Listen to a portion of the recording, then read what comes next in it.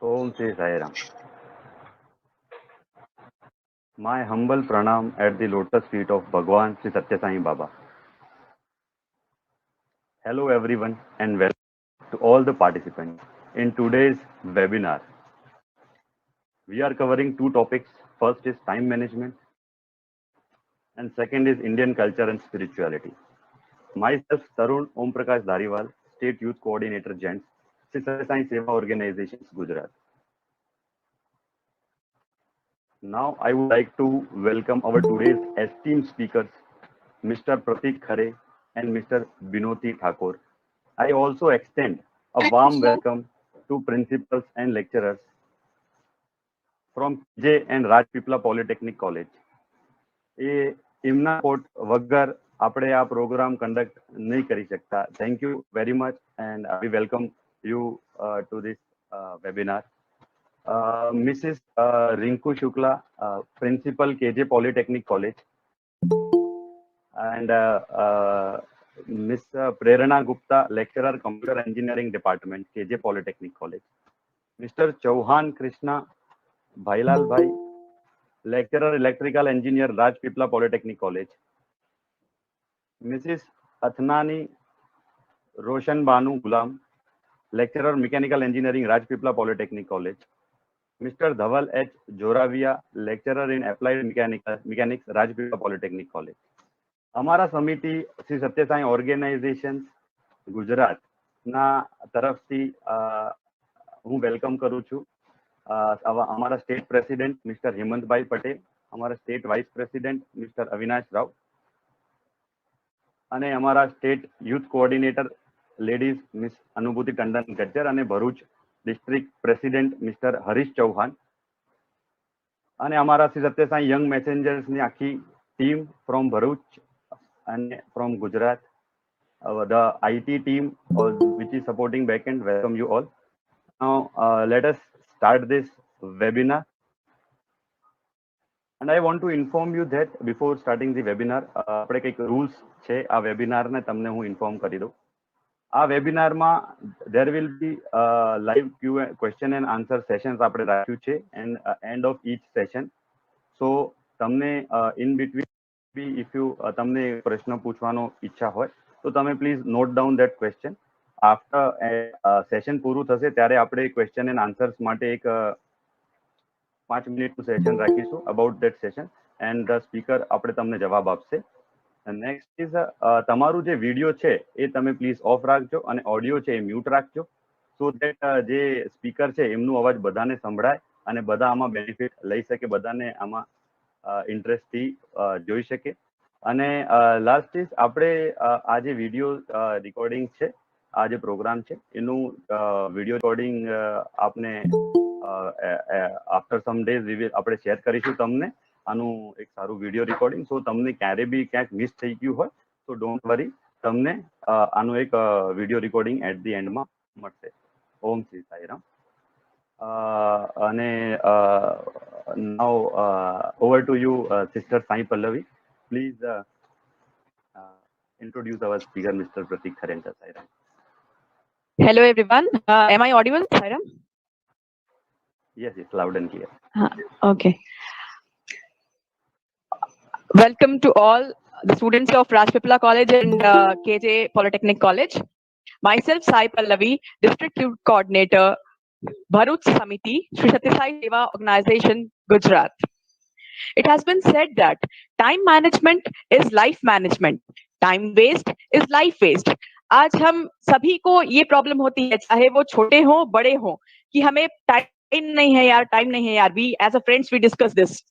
I welcome our today's speaker on the topic time management, Sri Pratik Khare sir.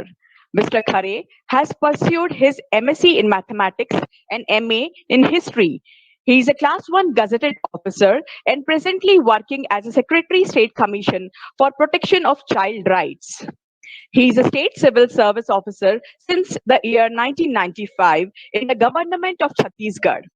He has handled World Bank assisted projects for government, also visited various places in India and abroad to participate as government representative.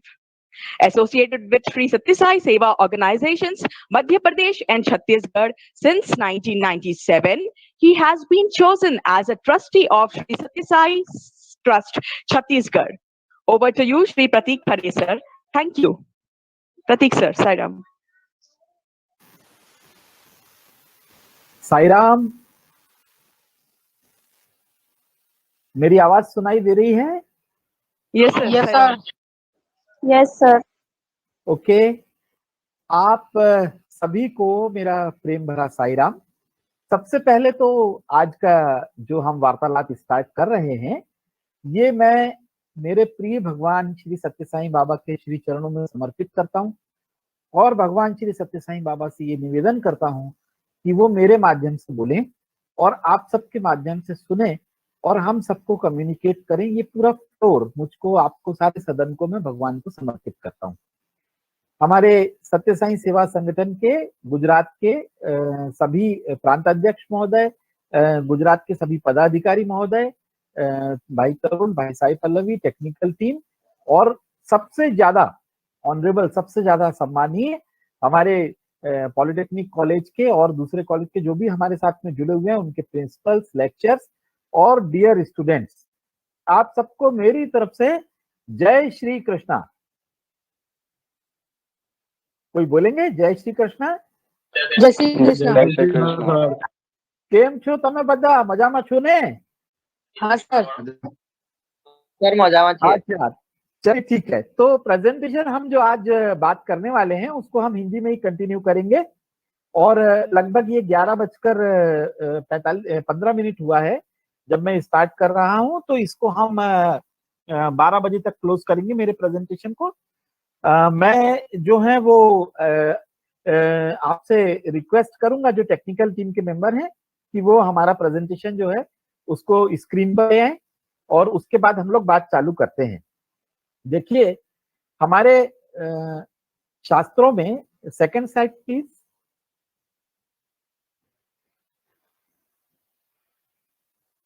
Next please.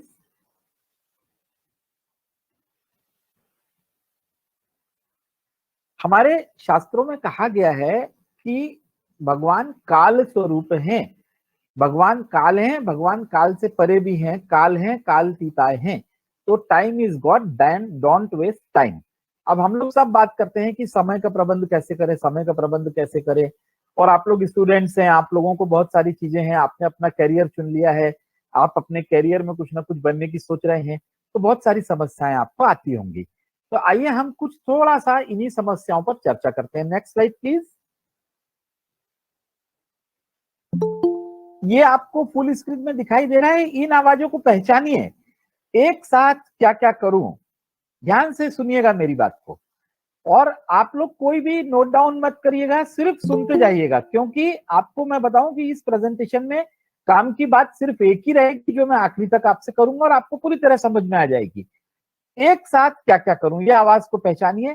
Coaching, project, घर के काम, भाग दौड़ करके थक जाता हूं, मेरे 2 हाथ हैं, 100 तो नहीं है। सब मुझसे अच्छा रिजल्ट चाहते हैं, समझते कोई नहीं। कोई कहता है सुबह जल्दी उठ के पढ़ो, कोई कहता है देर रात तक पढ़ो। असाइनमेंट जमा करने की तलवार लटक रही है मेरे सर पर। और कुछ जगह ये भी सुनने मिलता है कि हमारे पेरेंट्स कहते हैं कि भाई अगर मेहनत करोगे तो तुम आगे बढ़ोगे, मेहनत नहीं करोगे तो तुम आगे नहीं बढ़ोगे। हमारा क्या है, हमने तो अपना फर्ज पूरा कर दिया। ये सब आवाजों को पहचानिए। ये सब आवाजें आपको अपनी सी लग रही होंगी, अपने भीतर की आवाजें लग रही होंगी। लग रही है कि नहीं लग रही हैं? कोई एक जवाब देगा। यस। लग रही है ना आपको आवाज? जी। तो नेक्स्ट स्लाइड पे चलते हैं। जब ये आवाजें हमको सुनाई देती हैं तो हम पूछते हैं, मैं अक्सर अपने सेमिनार्स में पूछता हूँ बच्चों से कि आप पढ़ाई का अच्छा सिस्टम क्यों नहीं विकसित करते? तो सब बच्चों का जवाब रहता है, सर समय मिलेगा तो सिस्टम बनाऊं ना, यहाँ तो टाइम ही नहीं है, सुबह से लेकर रात तक मेरे पास टाइम नहीं है, समय मिलेगा तब तो सिस्टम बनाऊंगा। तो इस सवाल का जवाब हम खोजने की कोशिश करते हैं। आइए अगली स्लाइड पर चलते हैं। हम समय को कैसे व्यतीत करते हैं वो हम समझने की कोशिश करेंगे, ठीक है? इस स्लाइड को थोड़ा सा गौर से देखिएगा। इस स्लाइड में आप देखिएगा कि हमने 4 चतुर्भुज यहाँ पर बना रखे हैं। मतलब जो समय हम बिताते हैं उस समय को हम 4 भागों में बांट सकते हैं। जो भी समय हम बिता रहे हैं वो 4 भागों में बटा हुआ है, मान लीजिए उसको। अब इसमें आप देखेंगे कि ऊपर लिखा हुआ है एक जगह अत्यावश्यक, बहुत ही आवश्यक जो काम है वो है। दूसरी जगह लिखा हुआ है आवश्यक नहीं। फिर इधर नीचे लिखा हुआ है महत्वपूर्ण और उसके नीचे लिखा है महत्वपूर्ण नहीं। ये आपको नजर आ रहा है? कोई एक बताए। जी सर। यस। जी sir. Vaibhavi, Rohit, Reena Parmar, yes sir. दिखाई दे रहा है? जी सर। वेरी गुड बेटा। अब Yes, इसमें sir. ध्यान से देखो। अब इसमें अपन थोड़ा सा इसको समझने की कोशिश करते हैं। जो पहला जो चतुर्भुज है इसका मतलब ये वो गतिविधियां हैं जो अति आवश्यक भी हैं और महत्वपूर्ण भी हैं। मतलब ये पहले चतुर्भुज में जो गतिविधियां आती हैं वो अति आवश्यक है, महत्वपूर्ण है, मतलब जिसको हमको बहुत अर्जेंटली करना जरूरी है, जो समय सीमा वाले काम है। दूसरा चतुर्भुज देखो, इसमें वो गतिविधियां हैं, वो परिस्थितियां हैं जो रोकथाम करने वाले उपाय हैं, नए अवसर पहचानना है और सबसे इंपॉर्टेंट योजना बनाना। ये अति आवश्यक तो नहीं है, मतलब अर्जेंट तो नहीं है, इसको करना मोस्ट अर्जेंट नहीं है, लेकिन इंपॉर्टेंट है। मतलब ये अति आवश्यक नहीं है लेकिन महत्वपूर्ण है। अब तीसरा जो चतुर्भुज है उसको देखो, उसमें जो गतिविधियां हैं वो अति आवश्यक है लेकिन महत्वपूर्ण नहीं है। मतलब जैसे कि कोई टेलीफोन कॉल आया, अब टेलीफोन कॉल उठाना है, वो तो हमको उठाना पड़ेगा, उसको हम मना नहीं कर सकते। लेकिन टेलीफोन कॉल क्या है? टेलीफोन कॉल ये है कि सर मैं HSBC बैंक से बोल रही हूँ, आपके क्रेडिट कार्ड पर आपको लोन मिल सकता है। अब ये कोई जरूरी नहीं है। या किसी फोन कंपनी से आ गया कि आपका ये टेलीफोन कॉल है, या आपको मॉड्यूलर किचन बनवाना है क्या। ये सब काम ऐसे हैं जिसमें टेलीफोन की घंटी आप बजते रहने नहीं दे सकते, लेकिन जब आप उठाएंगे तब आप पाएंगे कि ये टेलीफोन कॉल महत्वपूर्ण नहीं था। ठीक है। और चौथा जो चतुर्भुज है उसमें वो गतिविधियां हैं जो या तो अति आवश्यक भी नहीं है और महत्वपूर्ण भी नहीं है। मतलब बेकार के काम, हमको कुछ आनंद दे, जिसमें हमको मजा आ रहा है हम वो करे जा रहे हैं। ठीक है।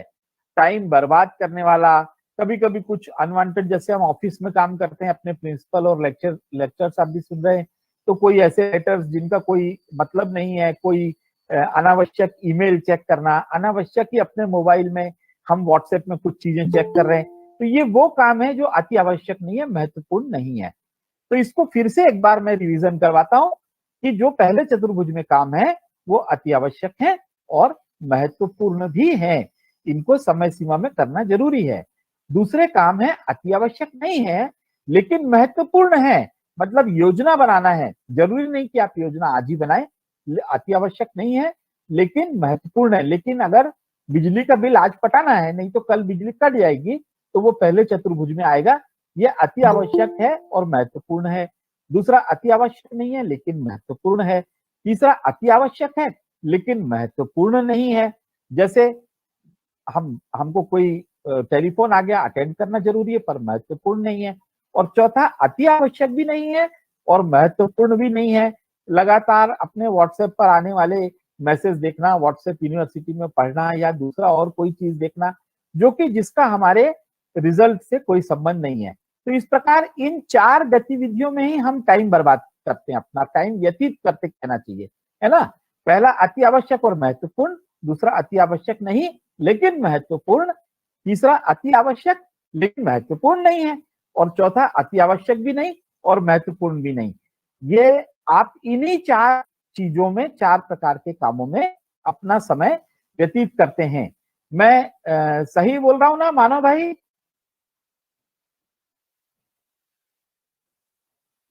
Yes sir.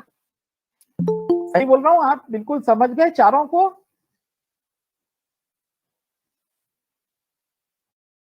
चारों चतुर्भुज को समझ गए आप? नो। कोई कोई बोले?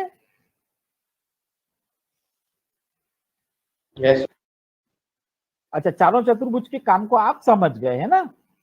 अच्छा, अब मुझे ये बताइए कि कोई भी एक व्यक्ति बताएंगे कि आप चारों में से सबसे ज्यादा समय, सबसे ज्यादा अपने एनर्जी, सबसे ज्यादा ऊर्जा किस पर लगाना चाहेंगे अगर आपको बोला जाए कि आप चतुर्भुज नंबर 1 की गतिविधि, 2 की गतिविधि, 3 की गतिविधि, 4 की गतिविधि, आप सबसे ज्यादा समय किस पर लगाना चाहेंगे? सबसे पहले आपकी प्राथमिकता क्या होगी?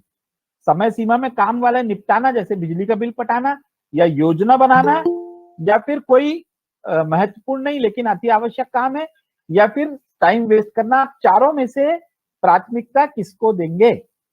कोई भी एक मुझे उत्तर देंगे। First and second. सेकंड यानी योजना बनाने को देंगे? जी नहीं, फर्स्ट एंड सेकेंड दोनों। दोनों को देंगे। अच्छा चलो, मैं फर्स्ट और सेकंड में से अगर पूछना चाहूं तो उसमें से किसको देंगे? फर्स्ट। उसमें से फर्स्ट को देंगे, है ना। ठीक है। हाँ। अधिकांश लोग ये हाँ। कहते हैं कि हम इसमें से फर्स्ट को समय देना चाहते हैं। देखो बेटा, सबसे इंपॉर्टेंट बात यह है कि सबसे बड़ी गलती अगर हम कोई करते हैं तो वो गलती हम यही करते हैं कि हम सबसे ज्यादा समय पहले वाली चीजों को देना चाहते हैं जो अति आवश्यक भी है, महत्वपूर्ण है, लेकिन ये वो चीजें हैं जो उसी प्रकार की हैं जैसे घर में आग लग गई। आग लगने के बाद आग बुझाना, बिजली का बिल आया तो 10 दिन पहले था लेकिन 10 दिन पहले नहीं पटाया, अब लास्ट डे है, लाइन में लग के आज बिल पटा नहीं है, नहीं तो ऑनलाइन आज सब काम छोड़ के इसका पेमेंट करना है। ठीक है। तो हम क्या करते हैं कि ये गलती कर जाते हैं कि हम जो काम सामने आ रहा है उसमें जो सबसे इंपॉर्टेंट लगता है उसको हम निपटाते जाते हैं, लेकिन हमको इसको प्राथमिकता नहीं देना। हमको सबसे जरूरी काम है योजना बनाकर पढ़ाई करना, योजना बनाकर अच्छी तरह से पढ़ना। ठीक है।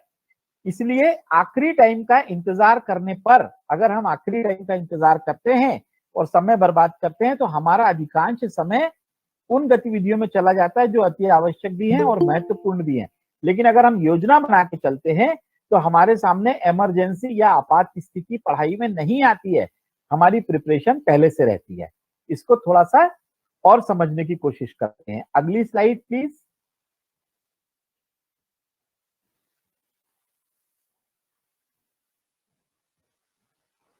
अगली स्लाइड लेंगे, बिल्कुल ठीक। अब देखिए अगली स्लाइड में आप ध्यान से देखिएगा। अगली स्लाइड में अपन ने लिखा है पहले चतुर्भुज और दूसरे चतुर्भुज में अंतर क्या है ना। पहला चतुर्भुज है बिना लक्ष्य के पढ़ाई।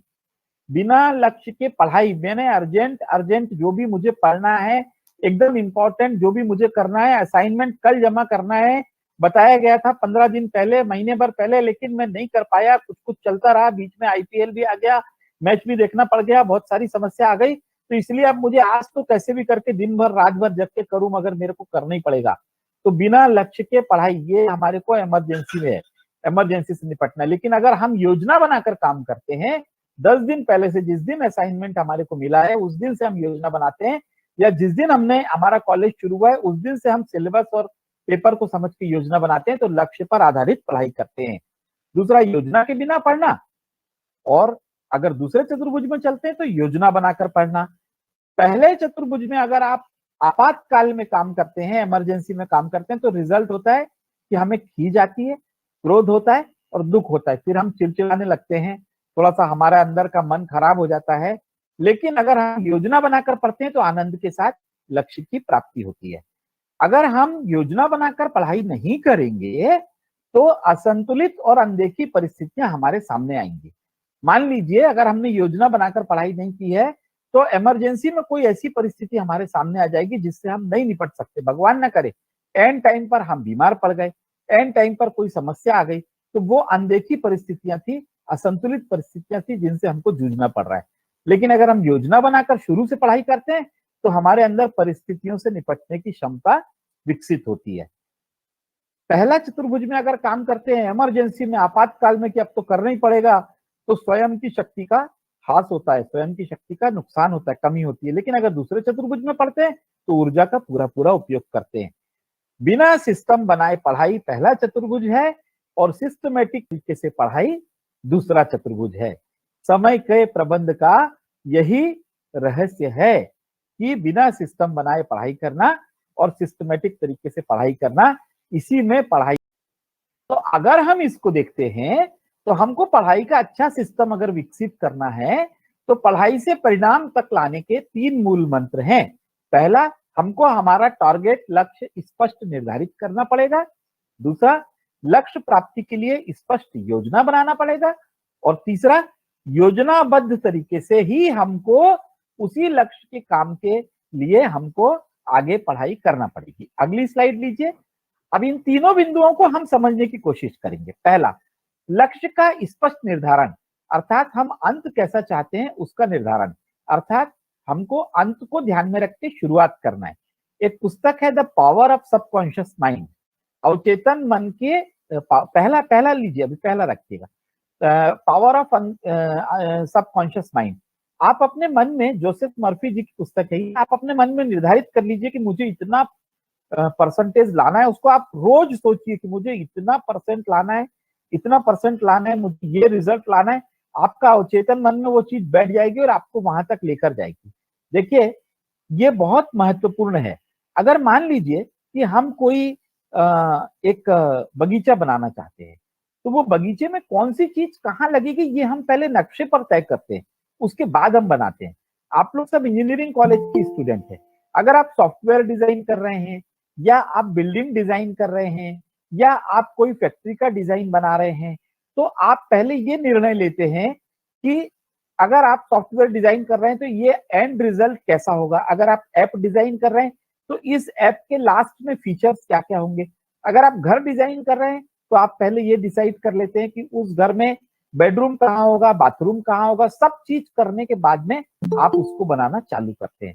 तो ऐसे ही पढ़ाई के लिए हमको पहले लक्ष्य का, हमारा टारगेट हमको फिक्स करना है अपने मन में बैठ के कि मुझे इस साल इतना अचीव करना है, मुझे किसी भी हालत में इतना अचीव करना है। ये हमको अपना मन लगाकर इस काम को हमको करना है। ठीक है, अब दूसरा लेते हैं अपन। दूसरा, लक्ष्य प्राप्ति के लिए स्पष्ट योजना, अर्थात प्रत्येक विषय और प्रत्येक प्रश्न पत्र हेतु स्पष्ट योजना। आपने एक बात बताइए, कभी कोई ऐसा आदमी देखा है क्या कि जिसको जाना तो हो घूमने के लिए, गुजरात से उसको घूमने के लिए जाना है उत्तराखंड या हिमाचल प्रदेश में, कुल्लू मनाली में कहीं उसको पहाड़ी जगह पर घूमने जाना है, लेकिन वो टिकट खरीद रहा हो तमिलनाडु की? ऐसा होता है क्या?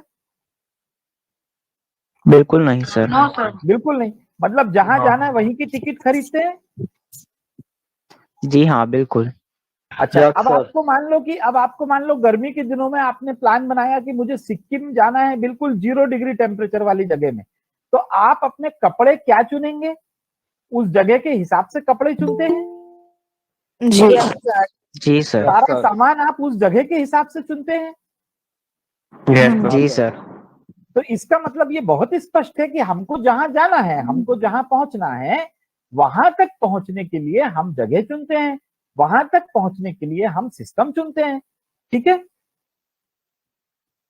जी सर बिल्कुल। और हम अपना सारा सामग्री भी उसी हिसाब से तैयार करते हैं, है ना? हाँ जी सर। गर्म कपड़े रखेंगे, ऐसा तो नहीं हो सकता कि हम ठंडी जगह में जा रहे हैं और हम बोले कि हम टी शर्ट लेकर जाएंगे, नहीं जाएंगे। और वहीं अगर हमको गोवा जाना हुआ तो हम गोवा के हिसाब से कपड़े रखेंगे, और अगर हमको रेगिस्तान घूमने के लिए जाना होगा तो हम उसके हिसाब से कपड़े रखेंगे।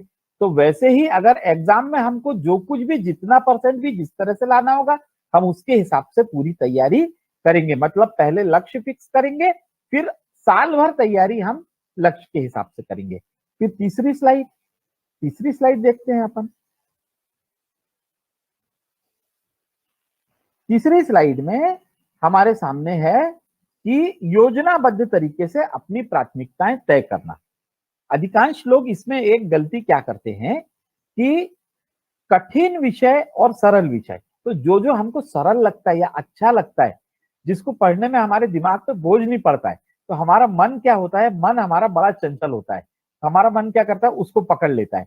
तो हम लोग क्या करते हैं कि पहले सरल सरल चीजों को पढ़ लेते हैं, लेकिन हम ये ध्यान नहीं देते कि वो कठिन चीजें जो रहती हैं उसको नहीं हमने पढ़ा है या नहीं उसको पहले कवर किया है, वो हमारे दिमाग में मक्खी की तरह भिनभिनाता रहता है, हमारे दिमाग पर वो बहुत बड़ा बोझ डालता है। इसलिए हमको कठिन चीज को पहले निपटाना है, उसके बाद सरल चीज बड़ी आसानी से निपट जाएगी। सरल विषय जो है वो बड़ी आसानी से निपट जाएगा। अब हमको योजनाबद्ध तरीके से पढ़ाई करने के लिए प्राथमिकताएं तय करना पड़ेंगी। हमको पहले कठिन विषय को प्राथमिकता में रखना है कि ये पहले हम तैयार करेंगे, सरल चीजों को हमको बाद में रखना है। अब इसके लिए जो योजना बनाएंगे वो साप्ताहिक योजना जरूरी है। फिर उसके आधार पर साप्ताहिक योजना हम बनाएंगे कि इस हफ्ते में हम इतना कवर करेंगे। फिर उसके आधार पर दैनिक योजना जरूरी है। उसके आधार पर हम डेली का प्लान बनाएंगे कि हमने इतना डेली हमको अचीव करना है।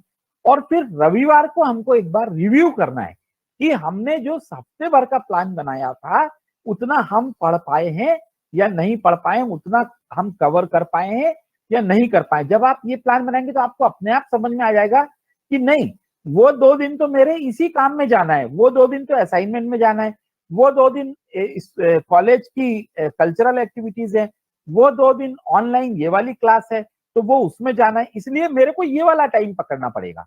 तो आपको अपने आप जैसे ही आप प्राथमिकता तय करेंगे तो आपको जो है उसके आधार पर आप अपनी दैनिक योजना बड़े आराम से बना सकते हैं। और जब बना लेंगे, 1-2 हफ्ते काम कर लेंगे, तो रविवार को अपने को रिव्यू करना है कि जो हफ्ते भर के लिए प्लान बनाया वो सही था या नहीं था।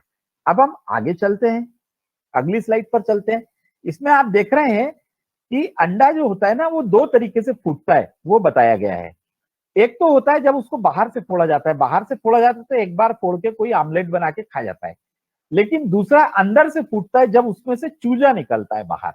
ठीक है। जब बाहर से फूटता है तो जीवन खत्म होता है, और जब अंदर से फूटता है तो जिंदगी की शुरुआत होती है।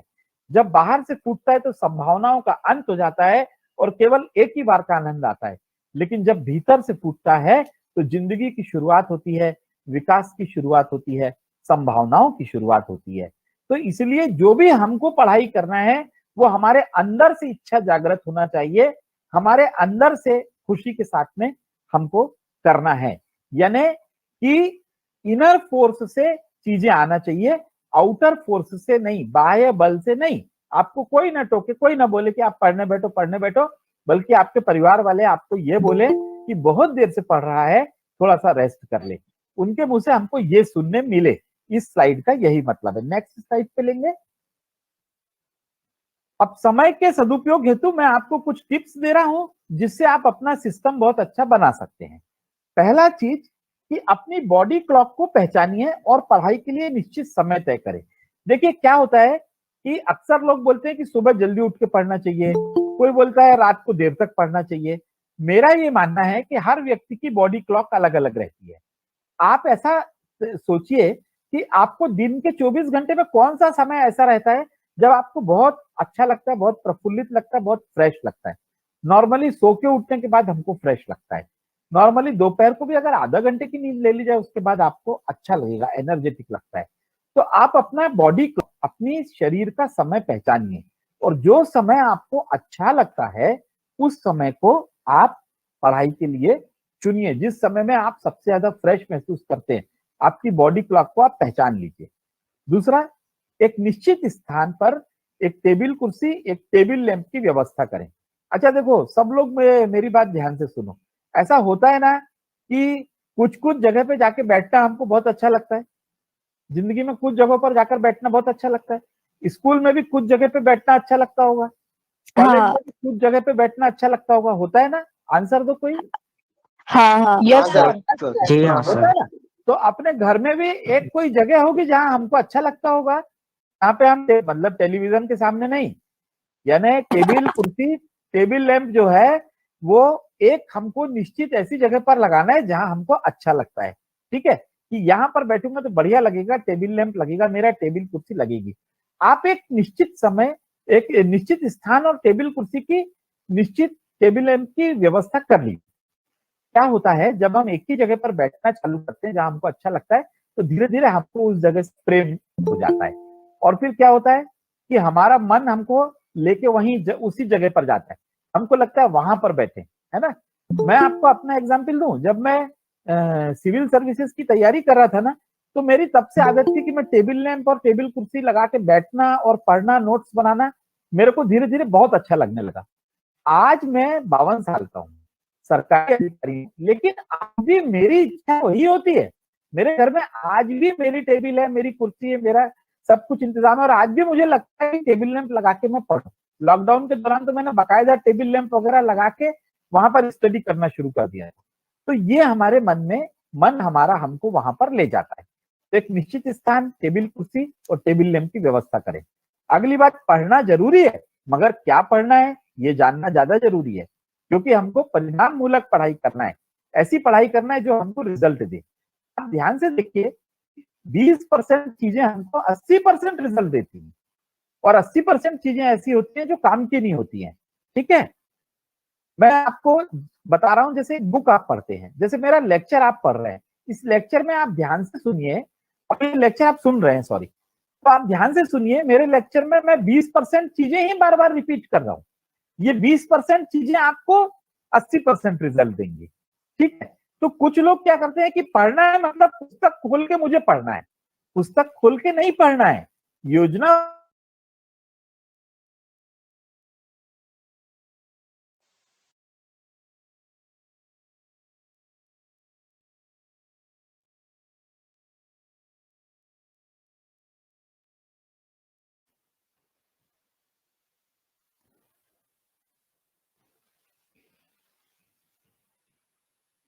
क्लियर है?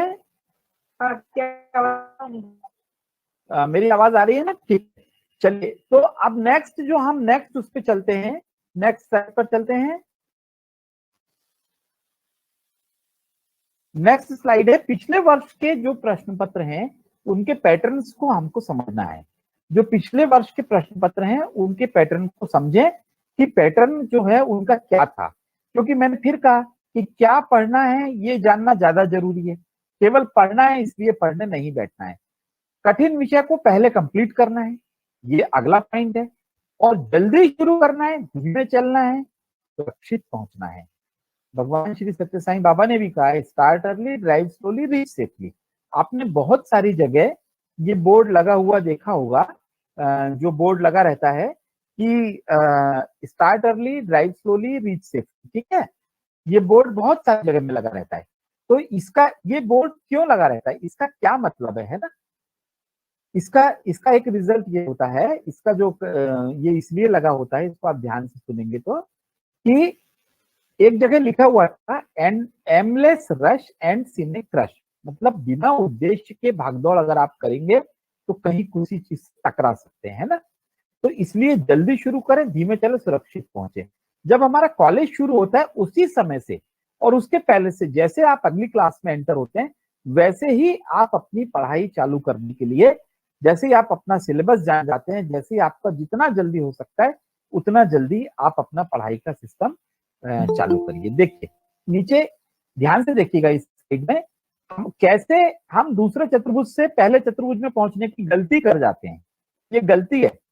किसी भी चीज को करने के लिए मान लीजिए हमने 4 हफ्ते पहले सोचा, मान लीजिए हमने 4 हफ्ते पहले सोचा कि हम 4 काम ये करेंगे, इस महीने में हम ये 4 चीज निपटाएंगे, मान लीजिए। तो 4 हफ्ते पहले अगर हमने सोच के चालू किया तो हम टोटल एक्टिविटीज निपटा सकते हैं, सारी एक्टिविटीज निपटा सकते हैं। यदि उस काम को सोच तो लिया मगर किया नहीं, तो 3 हफ्ते अगर बचे हैं तो हम फिर क्या करेंगे, उसमें से इंपॉर्टेंट को ही सेलेक्ट करेंगे कि ठीक है 4 में से 1 छोड़ दो, 3 को सोचो। फिर अगर 2 हफ्ते बचे तो हम मोस्ट इंपॉर्टेंट को सेलेक्ट करेंगे कि भैया ये बहुत ज्यादा महत्वपूर्ण है, केवल इसी को करो, इसी को सोचो, इसी को करो, ठीक है। अगर हम 1 हफ्ते पहले चालू करेंगे तो हम क्या करेंगे, केवल जो इमरजेंसी है, मतलब 1 या 2 कोई भी वो चीजें बस करो। अब आप ध्यान से देखिए कि अगर 4 हफ्ते पहले किया तो पूरा काम कर सकते हैं, टोटल एक्टिविटीज। 3 हफ्ते पहले किया तो इंपॉर्टेंट केवल, 2 हफ्ते से चालू किया तो मोस्ट इंपॉर्टेंट, और 1 वीक में चालू किया तो इमरजेंसी। इसमें जो लाल शब्द लिखे हुए हैं वो देखिए, TIME टोटल एक्टिविटी का T, इंपॉर्टेंट एक्टिविटीज का I, मोस्ट इंपॉर्टेंट एक्टिविटीज का M और E का इमरजेंसी, TIME टाइम। आप सारी एक्टिविटी करने के बजाय अगर केवल आपातकालीन एक्टिविटी तक करने तक पहुंच रहे हैं तो इसका कारण केवल और केवल टाइम है, केवल और केवल समय है। आपने शुरू जल्दी नहीं किया है, इसलिए जल्दी शुरू करें, धीमे चलें और सुरक्षित पहुंचे। Next slide please. पहल शक्ति आपकी बहुत मदद करेगी। हमेशा ध्यान रखिए, आपको आप सिस्टम बनाने के लिए पहल खुद करना पड़ेगी, कोई दूसरा आपकी तरफ से पहल करने के लिए नहीं आएगा। तो भाइयों और बहनों, आपको पहल खुद करना है और खुद ही स्टार्ट लेना है। और एक चीज और, ना कहना मत भूलिए। आप ध्यान से देखिए, आप हर वक्त ना कर रहे हैं, है ना। यदि आप मान लीजिए कि अगर आप किसी कोई मैच आ रहा है और उसी समय आपको लग रहा है कि आपको पढ़ना चाहिए और आप बोलते कि नहीं मुझे ये मैच देखना है, तो पढ़ाई के लिए ना कर रहे हैं। अगर आपका गला खराब है और आइसक्रीम खाने की इच्छा हो रही है, आपका आइसक्रीम खाने से गला और खराब हो सकता है, तो आप आइसक्रीम के लिए हाँ कर रहे हैं तो गले के लिए ना कर रहे हैं। तो आप हर वक्त जब एक बार हाँ करते हैं तब किसी और चीज के लिए ना करते हैं। तो मेरा निवेदन ये है कि आप अपने पढ़ाई के सिस्टम के लिए हाँ करिए और बाकी चीजों के लिए ना करिए। ना कहना मत भूलिए, ये सीखना ही है। खुद को ना करिए, खुद को ना कहिए कि मुझे ये नहीं करना है और मुझे ये करना है। इतनी पहल शक्ति आप में होना चाहिए। अगला पॉइंट लेते हैं। एक दार्शनिक महोदय ने बहुत अच्छी बात कही। जी हाँ, अगली स्लाइड। ये सही है कि समय रुकता नहीं है, उड़ जाता है। समय तो भाप के समान है, समय पिघलती हुई बर्फ के समान है, ये नहीं रुकता। मगर पायलट तो आप हैं, किस दिशा में उड़ाना है और कैसे उड़ाना है ये तो आपके हाथ में है। तो आप इसको बिल्कुल भी ये मत सोचिए कि समय आपके हाथ में नहीं है। समय रुकेगा नहीं, उड़ जाएगा, मगर उसका उपयोग कैसे करना है, किस दिशा में करना है, कैसे उसको किस तरह से इस प्लेन को उड़ाना है, ये आपके हाथ में है। ठीक है, नेक्स्ट स्लाइड प्लीज। भगवान श्री सत्य साईं बाबा कहते हैं कि जिंदगी एक बड़ी घड़ी के समान है ना। हम लोग पूछते हैं आपकी उम्र कितनी है, तो लोग बोलते हैं आप मेरी उम्र मेरे से पूछेगा तो मैं कहूंगा 52 साल। आपकी उम्र पूछेंगे तो आप बताएंगे 22 साल, 23 साल, 24 साल, 25 साल। ठीक है, 25 साल के आप कैसे हुए? उम्र बीतती है वर्ष बीतने से, वर्ष बीतने के पीछे होते हैं महीने, महीने के पीछे दिन, दिन के पीछे घंटे, घंटे के पीछे मिनट, और मिनट के पीछे सेकंड बीतना कारण होता है। इसलिए अगर उम्र को पकड़ना है, समय को पकड़ना है, तो हमको हर सेकंड का यूटिलाइजेशन करना पड़ेगा, हर मिनट का उपयोग हमको करना पड़ेगा। Next slide please. तो कुल मिला के हमारे पास 24 घंटे हैं, और अमिताभ बच्चन भाई के पास भी 24 घंटे हैं, माननीय प्रधानमंत्री महोदय के पास भी 24 घंटे हैं, लेकिन सब लोग उसी 24 घंटे में काम निपटाना है। भगवान ने समय बांटने में किसी के साथ कोई भेदभाव नहीं किया है, नहीं किया है ना? नहीं सर। कोई भेदभाव नहीं किया है, सबको एक जैसा टाइम दिया है ना, किसी को कम किसी को ज्यादा नहीं दिया है कि तुम बड़े आदमी हो तो तुम्हारे पास ज्यादा टाइम है, नहीं, सबको एक जैसा टाइम दिया है। और उस टाइम के पायलट कौन है? हम खुद ही आप खुद है उसके पायलट। ठीक है, बहुत बढ़िया। तो इसलिए सिस्टम बनाइए, पूरे प्रेजेंटेशन का सार ये है कि सिस्टम बनाइए। अगली स्लाइड। मैंने आपसे पहली स्लाइड में पूछा था कि आप अच्छा सिस्टम क्यों नहीं बनाते, तो अक्सर जवाब आता है कि समय मिलेगा तो सिस्टम बनाऊंगा। ठीक है, लेकिन अब मेरा कहना यह है कि अब बताइए क्या सही है, समय मिलेगा तो सिस्टम बनाऊंगा या सिस्टम बनाऊंगा तो समय मिलेगा? दोनों में से क्या सही है? कोई भी एक जल्दी से बोलिए। पार्थ? सिस्टम बनाऊंगा तो समय मिलेगा। यस, बिल्कुल ठीक, बिल्कुल ठीक। इसका मतलब सिस्टम बनाएंगे तो समय मिलेगा, है ना? अब हम आखिरी, तो इसलिए आप सबको पूरे प्रेजेंटेशन में 20% चीजें काम की क्या है? एक, start early, drive slowly, reach safely. जल्दी से जल्दी चालू करें, योजनाबद्ध तरीके से आगे बढ़े और सिस्टम बनाएं। अपनी एक निश्चित जगह बनाएं पढ़ने की, निश्चित समय बनाएं, निश्चित स्थान बनाएं, बॉडी क्लॉक को पहचाने। आप पूरा योजना बनाकर पढ़िए, परीक्षा के प्रश्न पत्रों के पैटर्न को समझिए और योजना बना के पढ़िए। ये सब कुछ आपके हाथ में है। अगर ये छूटता है तो आप जिम्मेदार, अगर ये सही आ जाता है तो आप जिम्मेदार। आखिरी स्लाइड लेते हैं। यस, ये वाली स्लाइड। ये स्वर्गीय श्री तरुण सागर जी महाराज हैं, इन्होंने बहुत अच्छी बात बोली, मुझे बहुत अच्छी लगी इनकी बात, मुझे बहुत ही अच्छी लगी इनकी बात। इन्होंने कहा कि अगर एक वर्ष का महत्व पूछना है तो एक छात्र से पूछो जो एक साल जिसका जो कभी फेल हुआ है, या जिसका एक साल बीमारी के कारण किसी कारण से परीक्षा नहीं दे पाया। एक महीने का अगर महत्व पूछना है तो एक ऐसी माँ से पूछो जिसका एक बच्चा जन्म हुआ है लेकिन 8 माह का में जन्म हो गया था, 9 माह बच्चे ने पूरे नहीं किए, इसलिए थोड़ा कमजोर है। तो आपको पता चले कि एक महीने की क्या कीमत है। एक सप्ताह की कीमत पूछना है तो एक साप्ताहिक अखबार के संपादक से पूछिए, जिसका एक हफ्ते अगर पेपर नहीं निकलता है तो उसका क्या हाल होता है। अगर एक दिन की कीमत पूछना है तो एक मजदूर से पूछो, जिसको एक दिन अगर मजदूरी नहीं मिलती है तो उसका क्या हाल होता है। एक घंटे की कीमत पूछना है तो सिकंदर से पूछो। सिकंदर ने कहा था अगर मुझे कोई 1 घंटे की एक्स्ट्रा लाइफ दे दे तो मैं उसको पूरा साम्राज्य देने को तैयार हूं, लेकिन इस प्रश्न का उत्तर उसको नहीं में मिला, कोई एक्स्ट्रा लाइफ नहीं दे सकता था 1 घंटे की। अगर 1 मिनट का फर्क पूछना है कि 1 मिनट का क्या महत्व होता है, तो वर्ल्ड ट्रेड सेंटर में जो 9/11 को हमला हुआ था उससे बाहर निकले व्यक्ति से पूछो। कई व्यक्ति ऐसे हैं जो बोलते हैं कि 1 मिनट पहले मैं सेंटर से बाहर निकला और 1 मिनट बाद सेंटर ध्वस्त हो गया, अगर मैं 1 मिनट भी लेट हुआ होता तो मैं जिंदा नहीं होता। 1 सेकंड का महत्व पूछना है तो एक दौड़ने वाले धावक से पूछो जो रेस में सिर्फ 1 सेकंड की वजह से तीसरे नंबर पर आया या तीसरे नंबर पे भी नहीं आया। तो ध्यान रखिए कि एक इतना इंपॉर्टेंट है टाइम, जिन पर गुजरी है उनसे पूछा जाए तो पता चल जाएगा। ठीक है, आखिरी स्लाइड लीजिए। सभी को सप्रेम साई राम, एक बार फिर जय श्री कृष्णा। मुझे सेवा का अवसर देने के लिए बहुत बहुत धन्यवाद। अगर कोई प्रश्न पूछना चाहे तो 5 मिनट का समय उसके लिए खुला, बल्कि 2-3 मिनट ही रखेंगे क्योंकि मेरा समय पूरा हो चुका है, बहुत सा समय मैंने ले लिया है। बहुत बहुत धन्यवाद आपको। सर हेलो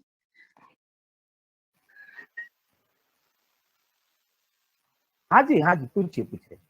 सर, जो लास्ट स्लाइड थी दिखाओ ना जरा, उसका स्क्रीनशॉट लेना था, बहुत अच्छी थी। कौन सी, जो 1 वर्ष 1 छात्र वाली? हाँ हाँ हाँ। इसका जवाब तरुण भाई के पास है, आपको रिकॉर्डिंग मिल जाएगी। अरे रिकॉर्डिंग मिल जाएगी for that. If you have any doubts, आपको कोई डाउट है तो आप मुझे पूछिए, प्लीज, टाइम लिमिटेड है। किसी भी बच्चे को डाउट है, पूरा प्रेजेंटेशन सुनना, आपको कुछ भी ऐसा क्वेश्चन हो टाइम मैनेजमेंट के बारे में, आपको ऐसा लगता हो कि मुझे ये सॉल्यूशन चाहिए इसका, तो हमारे एस्टीम स्पीकर हैं हेलो। अंकल, तो आप इसका जवाब दें। हाँ प्लीज प्लीज। सर हाँ सर, मुझे ये पूछना हेलो था सर। कि मैं ऐसे वो क्या मतलब टाइम मैनेजमेंट का पहले में मैंने भी किया है, मैं पहले जैसे टाइम टेबल बना के उसको फॉलो किया, पर क्या होता है तो वो उस पे मैं रह नहीं पाता, मतलब निर्धारित उसको उसके समय पे चल नहीं पाता, कुछ ना कुछ कारण आ जाता है तो फिर छूट जाता है, एक बार छूट जाता है उसके बाद वो फिर से फॉलो नहीं होता। तो उसके लिए मुझे ये जानना था कि आंसर चाहिए था कि उसके उसके हम जब निर्धारित करें तो उसके ऊपर हम अ, ये कैसे मतलब क्या बोलूं, मतलब कि हम मैं समझ गया, मक्कम कैसे मैं है आपको जवाब मक्कम। देता हूँ। हाँ, ऐसी स्थिति के केवल दो कारण होते हैं। एक कारण तो ये होता है कि हमारा मन पक्का नहीं होता, उसके कारण से हम खुद कुछ चीजों को छोड़ देते हैं। ठीक है, शुरू शुरू में ऐसा होगा, लेकिन आप जब 2-3 महीने तक लगातार जो मैंने प्लान बताया है उस पर चलेंगे तो नहीं होगा, एक बात। दूसरी चीज, शुरू के हफ्ते में कई चीजें छूटेंगी, हमारे साथ भी होता है। कई बार हम सोचते हैं कि आज जाके ऑफिस में 10 फाइलें मेरे को ये वाली निपटाना ही है, लेकिन कुछ इमरजेंसी में ऐसे काम आ जाते हैं, कुछ चीजें आ जाती है कि हम 10 नहीं निपटा पाते। इसका सबसे अच्छा तरीका है साप्ताहिक प्लान बनाइए और रविवार को रिव्यू करिए। आप हफ्ते भर बाद आपको पता चल जाएगा क्या छूटा है, उसको अगले हफ्ते कवर करिए और रविवार को रिव्यू करिए। धीरे धीरे आपको स्वयं पता चल जाएगा कि कहां पर हमसे गलती हो रही है और क्या चीज को छोड़ना है, क्या चीज को लेना है। रविवार को रिव्यू और पक्के मन के साथ काम, छूटता है तो छूटे, उसको अगले हफ्ते कवर करेंगे। ठीक है, अगला प्रश्न कोई? सर लेकिन ऐसा नहीं होता कि हर बार मतलब कोई वेस्टेज टाइम हो इसकी वजह से ही टाइम निकल जाता है या वो काम नहीं होता? कई बार बहुत ज्यादा, जैसे आप बोल रहे थे कि आपने 4 पार्ट्स निकाले थे टाइम के, तो उसमें से जो फर्स्ट पार्ट था जो महत्वपूर्ण भी होता है और जो दूसरा मतलब, तो दोनों होता है वो, और उसमें भी कभी कभी टाइम चला जाता है, तो वो तो वेस्टेज नहीं होता। देखिए, मैंने आपको उसी चार्ट में ये बताया था कि यदि उसके बाद वाली स्लाइड को आप ध्यान से देखिए कि अगर आप योजना बनाकर काम करते हैं, साल भर का समय आपके पास है, तो अनदेखी परिस्थितियां और असंतुलित परिस्थितियां जो सामने आएंगी उससे निपटने का आपके पास में प्लान भी रहेगा और समय भी रहेगा। जल्दी स्टार्ट करें, धीमे चले, सुरक्षित पहुंचे। इसलिए बीच में अगर 5 दिन भगवान न करे वायरल फीवर भी हो गया और हम बिस्तर से उठने की कंडीशन में नहीं है, तो हम उसको नेक्स्ट वीक में कवर कर लेंगे। ठीक है, तो आप दूसरे चतुर्भुज पे काम करेंगे तो पहले चतुर्भुज की इमरजेंसी कम हो जाएगी। काम हाथ में, जैसे हमारे पास में बिजली का बिल आया, मैंने बताया आपको, उसको तुरंत निपटा देना है, फीस भरना है तुरंत निपटा देना है, जो काम भी करना है उसको हमको पहले समय रहते निपटा लेना है। समय रहते नहीं निपटाएंगे तभी इमरजेंसी बनता है। और अगर अनदेखी असंतुलित परिस्थितियां हैं तो जल्दी शुरू करने से और योजना बनाकर चलने से उन परिस्थितियों से निपटने का भरपूर समय आपके पास मौजूद रहेगा। आपको मन की शांति अनुभव होगी, बेफिक्र रहिए। ओम जी last Sai Ram. Question, hello sir. किसी के और क्वेश्चन है पूछ लीजिए। लास्ट क्वेश्चन है ना। सर अब जब हम पढ़ते हैं तब हमारा ध्यान एक जगह फोकस नहीं रह पाता, नियंत्रण में नहीं होता, तो उसको जी, कैसे नियंत्रण में लाया जाए? आप मन को नियंत्रण में लाने की कोशिश मत करिए। आप अपना जो पढ़ाई की किताब है उस पर अपना ध्यान फोकस करिए। ठीक है, मैं आपको एक एग्जाम्पल देता हूँ। मन तो चंचल है, वो इधर उधर भागता ही है ना। ये एक बहुत अच्छा उदाहरण श्री सत्य साईं बाबा ने दिया है, वो मैं आपको देता हूँ। ठीक है, एक माँ है, उसका बच्चा बहुत चंचल है। तो वो माँ, क्या हुआ, बच्चा चंचल था तो माँ उस बच्चे की हर बात मानती थी। बच्चा उसको माँ को कहता था मुझे पकड़ो, बच्चा इधर से उधर दौड़ता था, इधर से उधर दौड़ता था। कुछ दिन तक तो माँ ने खेल खेल में ये किया, जैसे आप बता रहे कि मन इधर उधर भागता है, माँ को भी अच्छा लगता था। लेकिन थोड़े दिन बाद माँ को लगने लगा कि बच्चे को काबू में करना मुश्किल काम है। तो माँ ने एक तरकीब निकाली, वो बुद्धिमान माता थी। वो बुद्धिमान माता ने क्या किया, जब बच्चा उसको बोलता था इधर आओ मेरे पीछे भागो, इधर आओ मेरे पीछे भागो, तो उसने बच्चे की बात सुनना बंद कर दिया। उसने क्या किया, वो अपना लैपटॉप खोल के बैठ गई, अपना काम निपटाने लगी, अपना स्वेटर बुनने लगी, अपना सब्जी काटने लगी। उस बच्चे को ये दिखाया कि मेरा ध्यान तुम्हारी तरफ नहीं है। बच्चे ने जब देखा कि मम्मी तो मेरी तरफ ध्यान ही नहीं दे रही है, मुझे पकड़ने के लिए दौड़ ही नहीं रही है, तो बच्चे ने क्या किया, धीरे से वापस गया और जाके मम्मी की गोदी में चुपचाप बैठ गया। ऐसा सबके साथ हुआ होगा, सबने देखा होगा, है ना। तो बुद्धिमान माता की तरह व्यवहार करो, आप लक्ष्य पर फोकस करो, मन अपने आप आपके काबू में आ जाएगा, ध्यान अपने आप आपका लगने लग जाएगा। बुद्धिमान माता की तरह व्यवहार करना है, मन के काबू में मत रहो, मन आपका गुलाम है, आप मन के गुलाम नहीं हो। धन्यवाद। तरुण भाई। Thank you sir. Sairam sir. बस समय की कमी की वजह से अभी अपने क्वेश्चंस और नहीं ले सकते, लास्ट क्वेश्चन सर ने कहा था, તો આપણે હવે સરે જે શીખવાડ્યું છે ટાઈમ મેનેજમેન્ટ વિશે બહુ સારું આપણને શીખવાડ્યું છે, હાઉ ટુ આપણે સમયને 4 ભાગોમાં ડિવાઈડ કરીને કેવી રીતે એને શેડ્યુલ કરવું જોઈએ, જેનાથી તમે આપણે સમયનું સારામાં સારું સદુપયોગ કરી શકો. કારણ કે સૌથી લિમિટેડ વસ્તુ જે ભગવાનને આપણને આપી છે એ છે સમય, જે એક દિવસ પૂરું થઈ જવાનું છે. દરરોજ આપણને 24 કલાક જ મળે છે, પાછળના ગયા 24 કલાક પાછા મળતા નથી, અને જીવન ગયા પછી એ જીવન પાછું મળતું નથી. જે વસ્તુ શીખવાડી છે ટાઈમ મેનેજમેન્ટ માટે, બહુ સરસ વસ્તુ શીખવાડી છે આપણા બધાને, અને આપણે બધા આનાથી પ્રેરણા લઈશું અને આનું પાલન કરવાનો પ્રયત્ન કરીશું. હવે આપણે આગળ વધીએ. હું બ્રધર હીરક છે ભરૂચથી, એમને ઇન્વાઇટ કરીશ to show something about our organization. Sathya Sai organization છે એનામાં થોડુંક નાનો વિડીયો બતાવશે. સાઈરામ. तरुण भाई एक छोटा सी बात कहना चाहता हूँ for this life transforming session.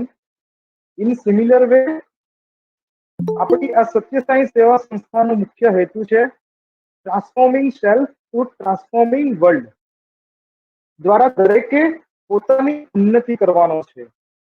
આ પ્રેમના સંદેશાઓ અને પ્રેમના જીવન ઉદાહરણથી પ્રેરિત વિશ્વભરના લાખો યુવાનોએ પ્રેમ, અધિકાર, વર્તન, શાંતિ, સત્ય અને અહિંસા દ્વારા સ્વયં પરિવર્તન અને પોતાની અંદર જન્મજાત દૈવત્વનો અનુભવ કર્યો છે. તો આપણે બધા પણ દૈવત્વનો અનુભવ કરી શકીએ. તેના માટે let's moving forward to watch a short video, powerful and motivational video for purpose of life, and later we continue second session of our webinar. Om Sri Sai Ram. It is the 21st century. As a population, on an average, Indians are 29 years old right now, which means India is young. The modern world is at its peak of production and creation. There are cities and civilizations built on the power of commerce. We are striving hard from job to job to earn a better name, a better living, a larger mansion, a stronger designation, a never-ending ambition. And yet, we are unfulfilled. What is the youth of India doing? Work, stress, sleep, repeat. What is the purpose of life? What is the purpose of life? The question వేసుకో. Put a question yourself. తినటమా, Is it eating? నిద్రమా, Sleeping? లేక ఇంకేమైనా ఆనందంగా అనుభవించడం, Or is anything there enjoyment? త్రాగటమా, Drinking? Not this, Not this. ఖానా పీనా సోనా మరనా. అంతేనా? So drinking and eating and ultimately dying. Achieving fulfillment in life might sound like a difficult quest to many, but there's an easy solution to that. Selfless service. The only way we can collectively grow as a community is by uplifting the ones who need help, by letting our countrymen know through our actions that we are there for them. తన కోసం తాను బ్రతికేటువంటి వాడు మానవుడు అవుతాడా? If a person lives for himself, how can you call him a man at all? కనుక జగత్తు కోసం మనం బ్రతకాలి. We should live for the sake of the జగత్తు world. లేకపోతే మనం ఎక్కడ ఉంటున్నాం?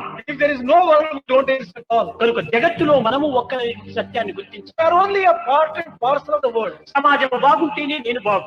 When society is okay, సమాజం ఏమైనా అయిపోయి నేను బాగుండాలంటే నీ బాగు ఎక్కడి నుంచి వస్తుంది? when the society itself gets destroyed, how can I exist? We, the youth of the Sri Satya Sai Seva Organizations India, are doing our small bit in shaping the society we want to live in. How are we doing this? Under the guidance of our Bhagwan. Since the inception of the Sri Satya Sai Seva Organizations India in the year 1960, we have been looking into the basic needs of the masses in urban poverty as well as the villages. We are helping them bridge the healthcare gap, providing educational equity to rural schools, offering nourishment and vocation to the needy. And this love in the form of action has spread across more than 126 countries, impacting millions of lives. Most importantly, as directed by Swami, these activities are full of love, without any barriers. సేవ కంటే మించినటువంటి ఫలితం మరొకటి లేదు. There's no other thing that's greater than service. మహాపురుషులందరూ కూడాను సేవ ద్వారానే ధన్యులవుతూ వచ్చారు. All noble souls had their lives realized, redeemed, liberated through service only. సేవల్లో మీరు ప్రయత్నం చేయండి. Therefore, participate, involve in service activity. భజన సాధనల కంటే కూడాను ఈ సేవలే చాలా ప్రధానమైనటువంటిది. Of all kinds of spiritual practices, the service is noblest and highest. The best way to love God is to love all, serve all. The best way to God is to love all and serve all. We are the Sri Sathya Sai young messengers, and we are striving hard to walk on a path of service and self-improvement, seva and sadhana, with a burning desire to bring about positive change in the society. We've relentlessly but silently been working through the years, as we have understood the simple equation that if I see the others smile, I smile. With great humility, we are on a mission to spread the message of love, the message of love all and serve all.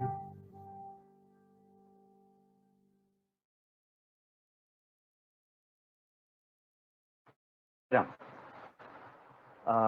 I would ask Sister Shravanti, please आप introduce करिए Meenakshi Thakur, next speaker mister Meenakshi Thakur ने introduce करते sister Shravanti to Sairam.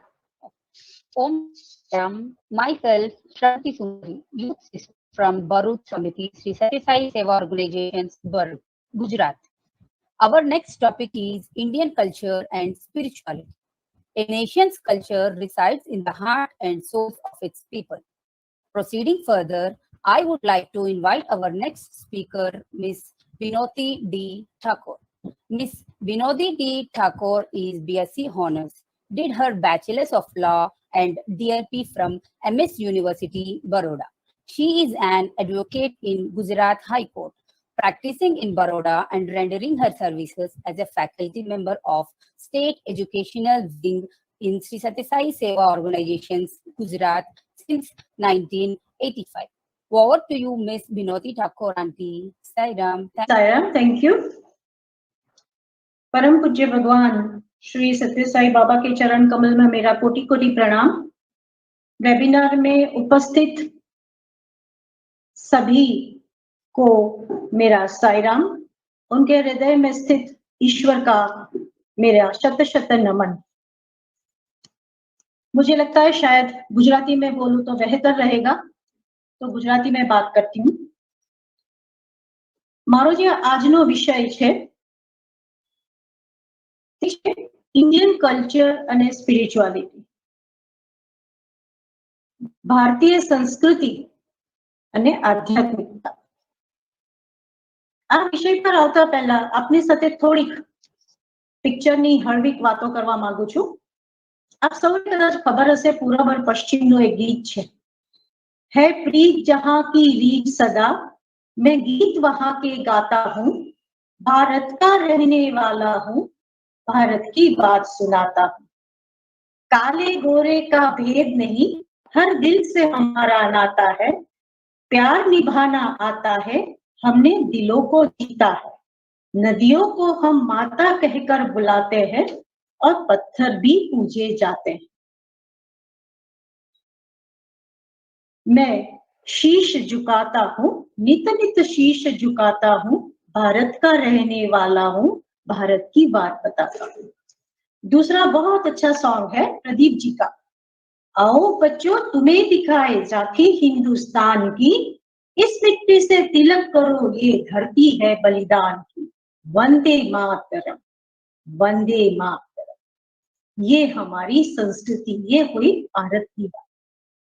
बीजो नानकड़ो दाखलो आपું છું।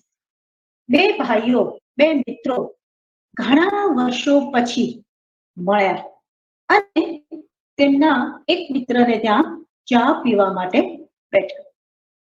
ચા આવી, એક મિત્રએ ચા રકાબીમાં કાઢી અને તે ચા પીવા લાગ્યા અને બીજા મિત્ર એમને આમ કરતા જોઈને જોયા જ કર્યું, વિચારમાં પડી ગયા અને એમને સીધો કપ મોડે।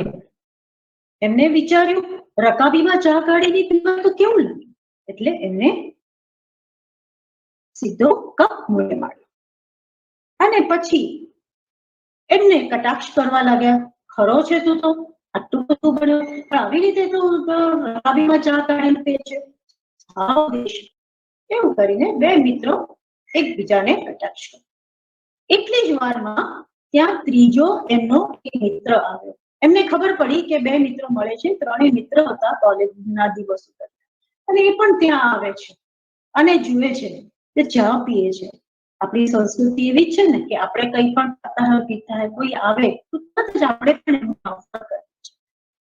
જે મિત્રએ રકાબીમાં ચા કાઢી હતી એને કપમાં જે ચા હતી તે એના ત્રીજા મિત્રને એને ઓફર કરી, સર્વ કરી અને એને એ ચા દીધી। એક મિત્રએ રકાબીમાં ચા પીધી કાઢીને, એક મિત્રએ આખો કપ મોઢે માર્યો અને ત્રીજો જે મિત્ર આવ્યો તેને જે રકાબીમાં ચા પીધી હતી એની ચા એને અડધી ઓફર કરવાતા એને પીધી। આમ બે કપમાંથી ત્રણ મિત્રોએ ચા પીધી। આ છે આપણી ભારતીય સંસ્કૃતિ। આજે મને છે ભારતીય સંસ્કૃતિને આધ્યાત્મિકમાં હું માનું છું કે બહુ હેવી કે ડ્રાય આપને લાગતો હશે પણ બનશે એટલો હું એને સરળ દાખલા આપીને આપની સમક્ષ રજૂ કરવાનો પ્રયત્ન કરીશ। હવે શીર્ષક વાંચીને આપને એવું તો સૌને મનમાં ચોક્કસ થતું હશે કે સંસ્કૃતિને અને આધ્યાત્મિકતાને કંઈક અનેકો સંબંધ છે। હા છે જ, કારણ કે આપણી જે આખી ઇન્ડિયન કલ્ચર જે ભારતીય સંસ્કૃતિ છે એ આધ્યાત્મિકતા પર જ આધારિત છે। આધ્યાત્મિકતા એ ભારતીય સંસ્કૃતિનો પાયો છે। હવે આપણે શીર્ષકનો એક એક શબ્દ જો જોઈએ ને તો આપણને આખું આપણું ઇન્ડિયન કલ્ચરના દર્શન થશે અને આપણને ખ્યાલ આવશે। શીર્ષકનો પહેલો જ શબ્દ છે ભારત, ભારતીય। ભારત એટલે શું? શ્રી સત્ય સાઈ બાબા કહે છે ભાવ રાગ અને તાલ એટલે ભારત। ભાવ રાગ તાલની ભૂમિ એટલે ભારત। આપ સૌને આપણે બધાને જ ખબર છે કે ભારત દેશ સંગીત પ્રેમી છે, લેન્ડ ઓફ ફેસ્ટિવલ્સ વાળો દેશ છે, કારણ કે ઉત્સવ પ્રિય માનવી આપણે બધા ભારતીયો ઉત્સવના પ્રિય છે। એટલે સંગીતનો આપણી પાસે બહુ સમૃદ્ધ વારસો છે। કોઈ પણ તહેવાર, પ્રસંગ, ઉત્સવ, પર્વ કે સામાજિક પ્રસંગ હોય જો ત્યાં સંગીત ના હોય તો તે કાર્યક્રમ કે તે ઉત્સવ કે તે ઉજવણી અધૂરી રહી જાય છે। બીજી વ્યાખ્યા શ્રી સત્ય સાઈ બાબાએ આપી છે ભારત કે જે ભગવાન અને ભક્તિમાં રત હોય, પ્રેમમાં હોય તે ભારત। એટલે પછીનો જે આવે છે શબ્દ એ છે સંસ્કૃતિ, ભારતીય સંસ્કૃતિ। ભારત ભારતી કારણ કે સરસ્વતી એટલે વિદ્યાની દેવી એ પણ ભારતી એને નામ આપવામાં આવ્યું છે। શારદા એ વિદ્યાની આપણી દેવી છે। એટલે સંસ્કૃતિ એટલે કલ્ચર। આપણે બધાને જ ખબર હશે કે આપણે રોજ આપણે જીવનમાં રોજ આપણી વાતમાં સંસ્કૃતિની વાત કરીએ, સંસ્કારની વાત કરીએ છે, એ વાત સાચી છે પરંતુ જો હકીકતમાં મારે આપ સૌને કંઈક સાચી અર્થ સમજાવવો હોય આવી જાય તો બહુ અઘરું છે। રોજબરોજમાં આપણે વાપરીએ છીએ પણ આપણે સમજી શકીએ છીએ પણ કોઈને જ્યારે સમજાવવાની વાત આવે છે ત્યારે આપણને ઘણું અઘરું લાગે છે। પણ તમને બહુ સામાન્ય વાત કહું, જો તમને એવું કોઈ પૂછે જો સાદી ભાષામાં સંસ્કૃતિ એટલે શું તો પૂર્વ દિશામાં જ્યારે સૂર્ય ઉગે અને સૂર્યોદય થાય ત્યારે આપણે જે જળનું અર્ઘ્ય આપે એ આપણી ભારતીય સંસ્કૃતિ। સવારે ઉઠીને બાળકો એમના માતા પિતાને પગે લાગે, નમન કરે, વંદન કરે. એ આપણી ભારતીય સંસ્કૃતિ. કે આપણા ઘરમાં કોઈ અતિથિ આવે, મહેમાન આવે અને આપણે એનું સ્વાગત કરીએ, અતિથિ દેવો ભવ, તો શું એ પણ આપણી ભારતીય સંસ્કૃતિ? અને એટલું જ નહીં, સંત નરસિંહ મહેતા સવારે જ્યારે એ પ્રભાતિયા ગાય છે અને પ્રભાતિયા સંગીત અને ઈશ્વરના નામ સ્મરણથી જ્યારે આપણે જાગીએ છીએ, તો તે પણ આપણી સંસ્કૃતિ છે, તે પણ આપણી ભારતીય સંસ્કૃતિ છે.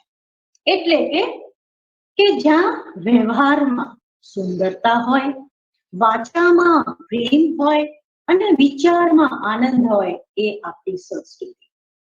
કોઈને પણ સિમ્પલ જો તમને કોઈ પૂછે ને કે સંસ્કૃતિ શું, આધ્યાત્મિકતા શું, તો એક જ વસ્તુ આપણે કહી શકીએ, કોઈને પણ વિચાર, વાણી, વર્તનથી ઈજા, હિંસા કે દુખી ન કરવું પડે.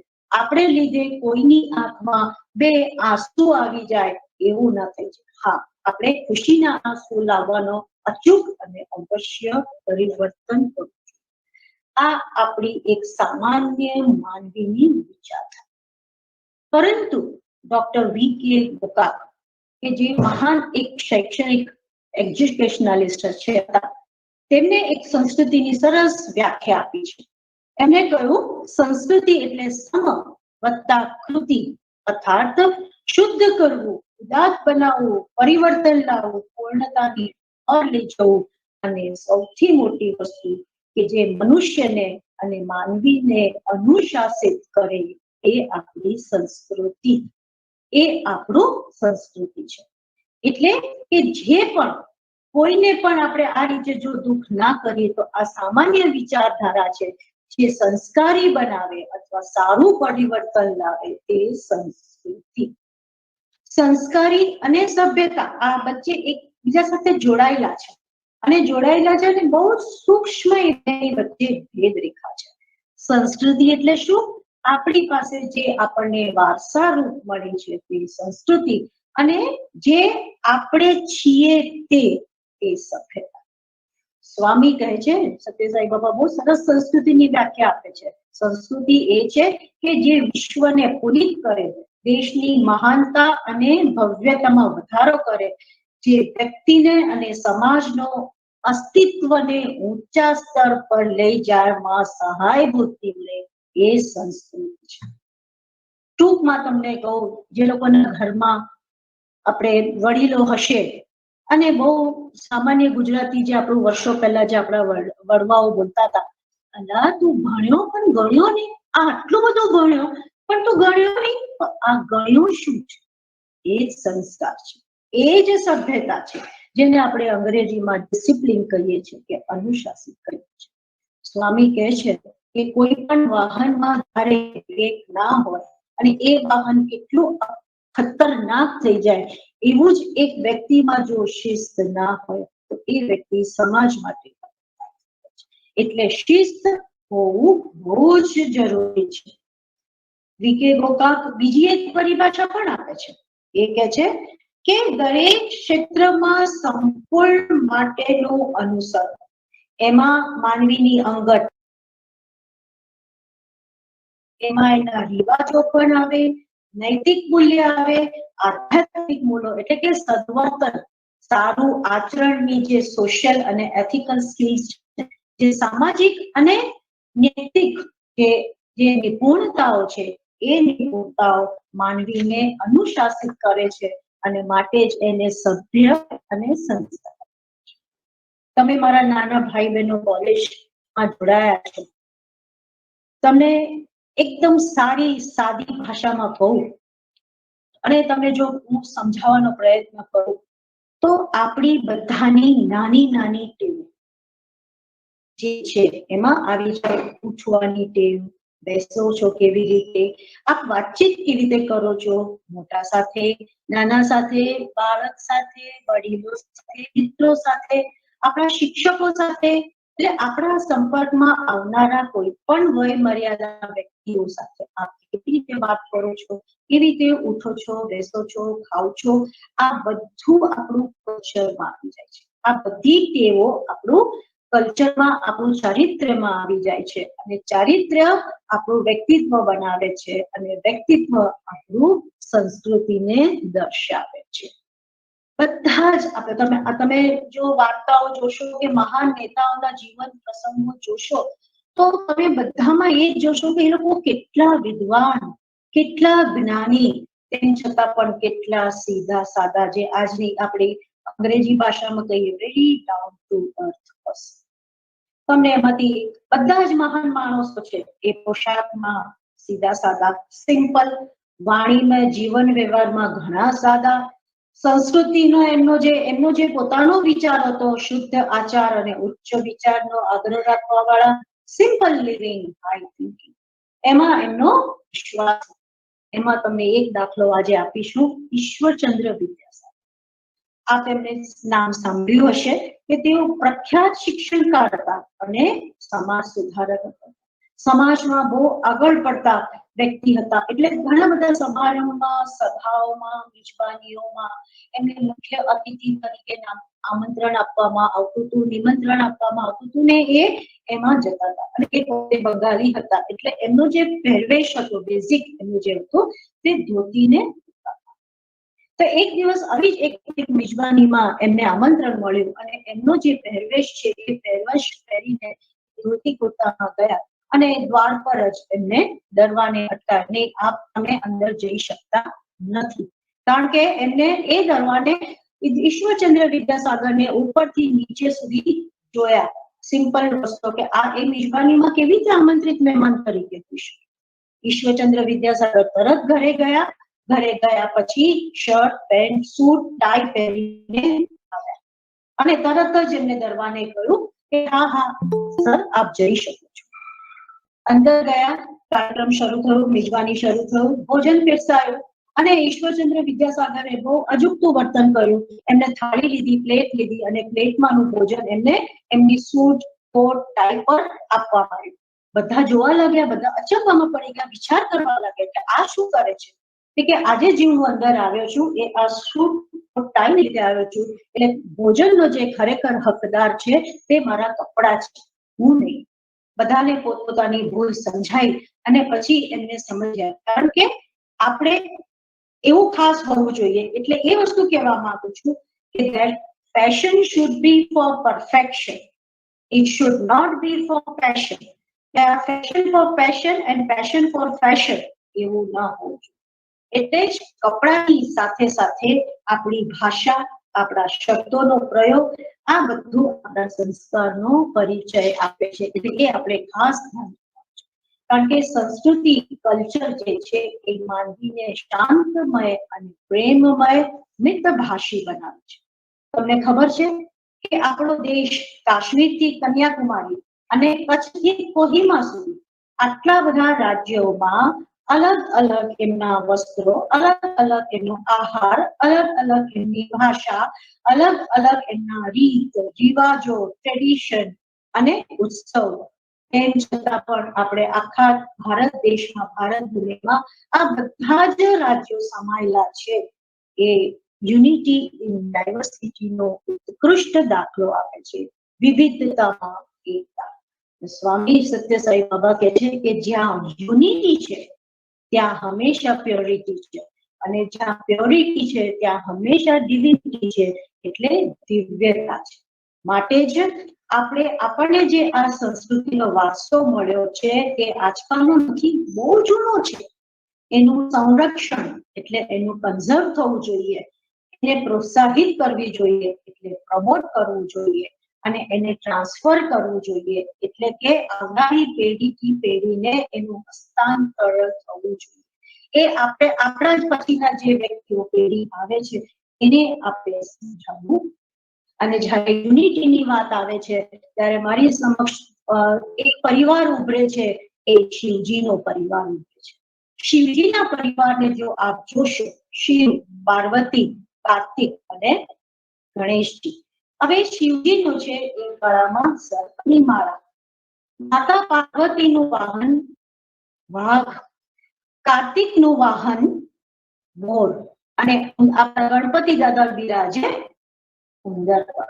અને પછી 12 ચોકી ભરે પોઠ્યો અને સાથે પોઠિયાની આગળ એક ભીરું કાચબું. આ આખું એક શિવ પરિવારનું આપ દર્શન કરો. બધા એકબીજાના દુશ્મન, પરંતુ જે અન્ડરસ્ટેન્ડિંગ અને એડજસ્ટમેન્ટથી આખું આ પરિવાર એકબીજા સાથે રહે છે એ તમને એકતાનું દર્શન કરાવે છે. કારણ કે કોઈ પણ વસ્તુ જ્યારે આપણે સારું કરીએ, એ સંસ્કાર હોય કે કલ્ચર હોય, it should always begin with home. Charity begins with home. એટલે આપણે આખી ફેમિલીથી આ સંસ્કારનું સિંચન આપણે કરવાનું છે અને સંસ્કાર જે સંસ્કૃતિ છે એનો વારસો આપણે જાળવવાનો છે. આ શિવજીનો પરિવાર એ આપણા સૌને માટે એક આઈડિયલ ફેમિલી છે. કારણ કે ફેમિલી એટલે શું? Father and mother, I love you. કારણ કે જે પેરેન્ટ્સ છે, આપણી સંસ્કૃતિ એવું પણ કહે છે કે આપણા જે માતા પિતા છે એ આપણા સાક્ષાત ઈશ્વર છે. એમને આપણે હંમેશા નમન વંદન કરવું જોઈએ. કારણ કે આપણે બધા જ દેવા ચૂકી શકીએ છીએ, માતા પિતાનું દેવું આપણે ક્યારે પણ ચૂકી શકતા. આ પેરેન્ટ્સ શબ્દની વ્યાખ્યા પણ જુઓ. પપ્પા, અમ્મા, રિલેટિવ્સ, એલ્ડર્સ, નેબર્સ અને સોસાયટી. આપણી સંસ્કૃતિ જે છે એ આ છે. કારણ કે મેં એક ગરડા માજીએ કહું હતું, ગમીએ ને તો આપણે સૌને ગમીએ. એટલે હંમેશા ગમતા રહેવા માટે, આપણે બીજાને ગમીએ એ માટે આપણે હંમેશા નમવું. એટલે નમે તે ગમે. અને જો જીભમાં અમી તો આપણને દુનિયા ગમી. એટલે આવી બધી જે નાની નાની વાતો છે એ આપણા સંસ્કૃતિના જ દર્શન કરાવે છે. આપણી સંસ્કૃતિ શું છે? સમસ્ત લોકા સુખીનો ભવંતુ, સમગ્ર વિશ્વનું કલ્યાણ થાય. ઓમ સહનાવવતુ સહનૌ ભુનક્તુ, ઓમ સર્વે વૈ સુખીના સંતુ, સર્વે સંતુ નિરામયા. આ આપણી બધી સંસ્કૃતિ, આપણે બધા fatherhood of God and brotherhood of man, વસુધૈવ કુટુંબકમ, આખું જે વિશ્વ છે એ એક પરિવાર છે અને આપણે બધા એક જ પરિવાર, એક જ ઈશ્વરના સંતાન છે. આ આપણી સંસ્કૃતિ છે. આ આપણી સંસ્કૃતિ છે. આપણી સંસ્કૃતિમાં ઘણી બધી વસ્તુઓ આવે છે, પણ એટલો તો સમય આપની સમક્ષ હું એટલું નહીં કહી શકું. પણ એમાં રીતિ રિવાજો જે મેં તમને વાત કરી, પણ એમાં હું એક જ વસ્તુ આપને સમક્ષ લેવા માંગીશ અને તે દાખલો આપું છું મંદિર. મંદિર એમાં પણ આપણું ઇન્ડિયન કલ્ચર, આપણી ભારતીય સંસ્કૃતિનું દર્શન થાય છે. તહેવારોમાં પણ થાય છે, ઉત્સવમાં પણ થાય છે, પર્વમાં પણ થાય છે. ટેમ્પલ, જે લેટિન શબ્દ ટેમ્પલમ માંથી આવે છે, એનો અર્થ એવો થાય છે a structure reserved for religious or spiritual activities such as prayer and worship etc. એટલે કે એવું એક પૂજાનું સ્થળ, એવું એક આરાધનાની જગ્યા કે જ્યાં આપણે કોઈ આધ્યાત્મિક કે ધાર્મિક એક્ટિવિટી માટે આપણે એને એક જુદું રિઝર્વેશન, એક જુદી જગ્યા આપી છે. A place which makes humanity head towards spirituality and liberation, કે જ્યાં માનવતા દિવ્યતા તરફ પ્રયાણ કરે છે એવી એક જગ્યા. અને ત્રીજું વ્યાખ્યા એટલી સરસ મંદિરની આપી છે, it dissolves boundary between man and divine. એટલે માનવ અને દિવ્યતા વચ્ચેની જે પણ કોઈ રેખા છે એને આ જગ્યા દૂર કરે છે. કારણ કે જ્યારે મનુષ્ય માનવી મંદિરમાં જાય છે ત્યારે એની સામે જે પણ કોઈ મૂર્તિ હોય કે ફોટા હોય કે પ્રતિમા હોય એને એ વંદન કરે છે અને ઈશ્વર અને માનવી એ બેની વચ્ચે એક તાદાત્મ્ય જળવાય છે. કારણ કે એવું કહેવાય છે કે પ્રાર્થના જ્યારે માનવી કરે છે ત્યારે ઈશ્વર સાંભળે છે. પ્રાર્થના માનવી કરે છે ત્યારે ઈશ્વર સાંભળે છે. અને જ્યારે માનવી ધ્યાન કે શાંત બેસે છે ત્યારે ઈશ્વર એની સાથે વાત કરે છે અને માનવી એને સાંભળે છે.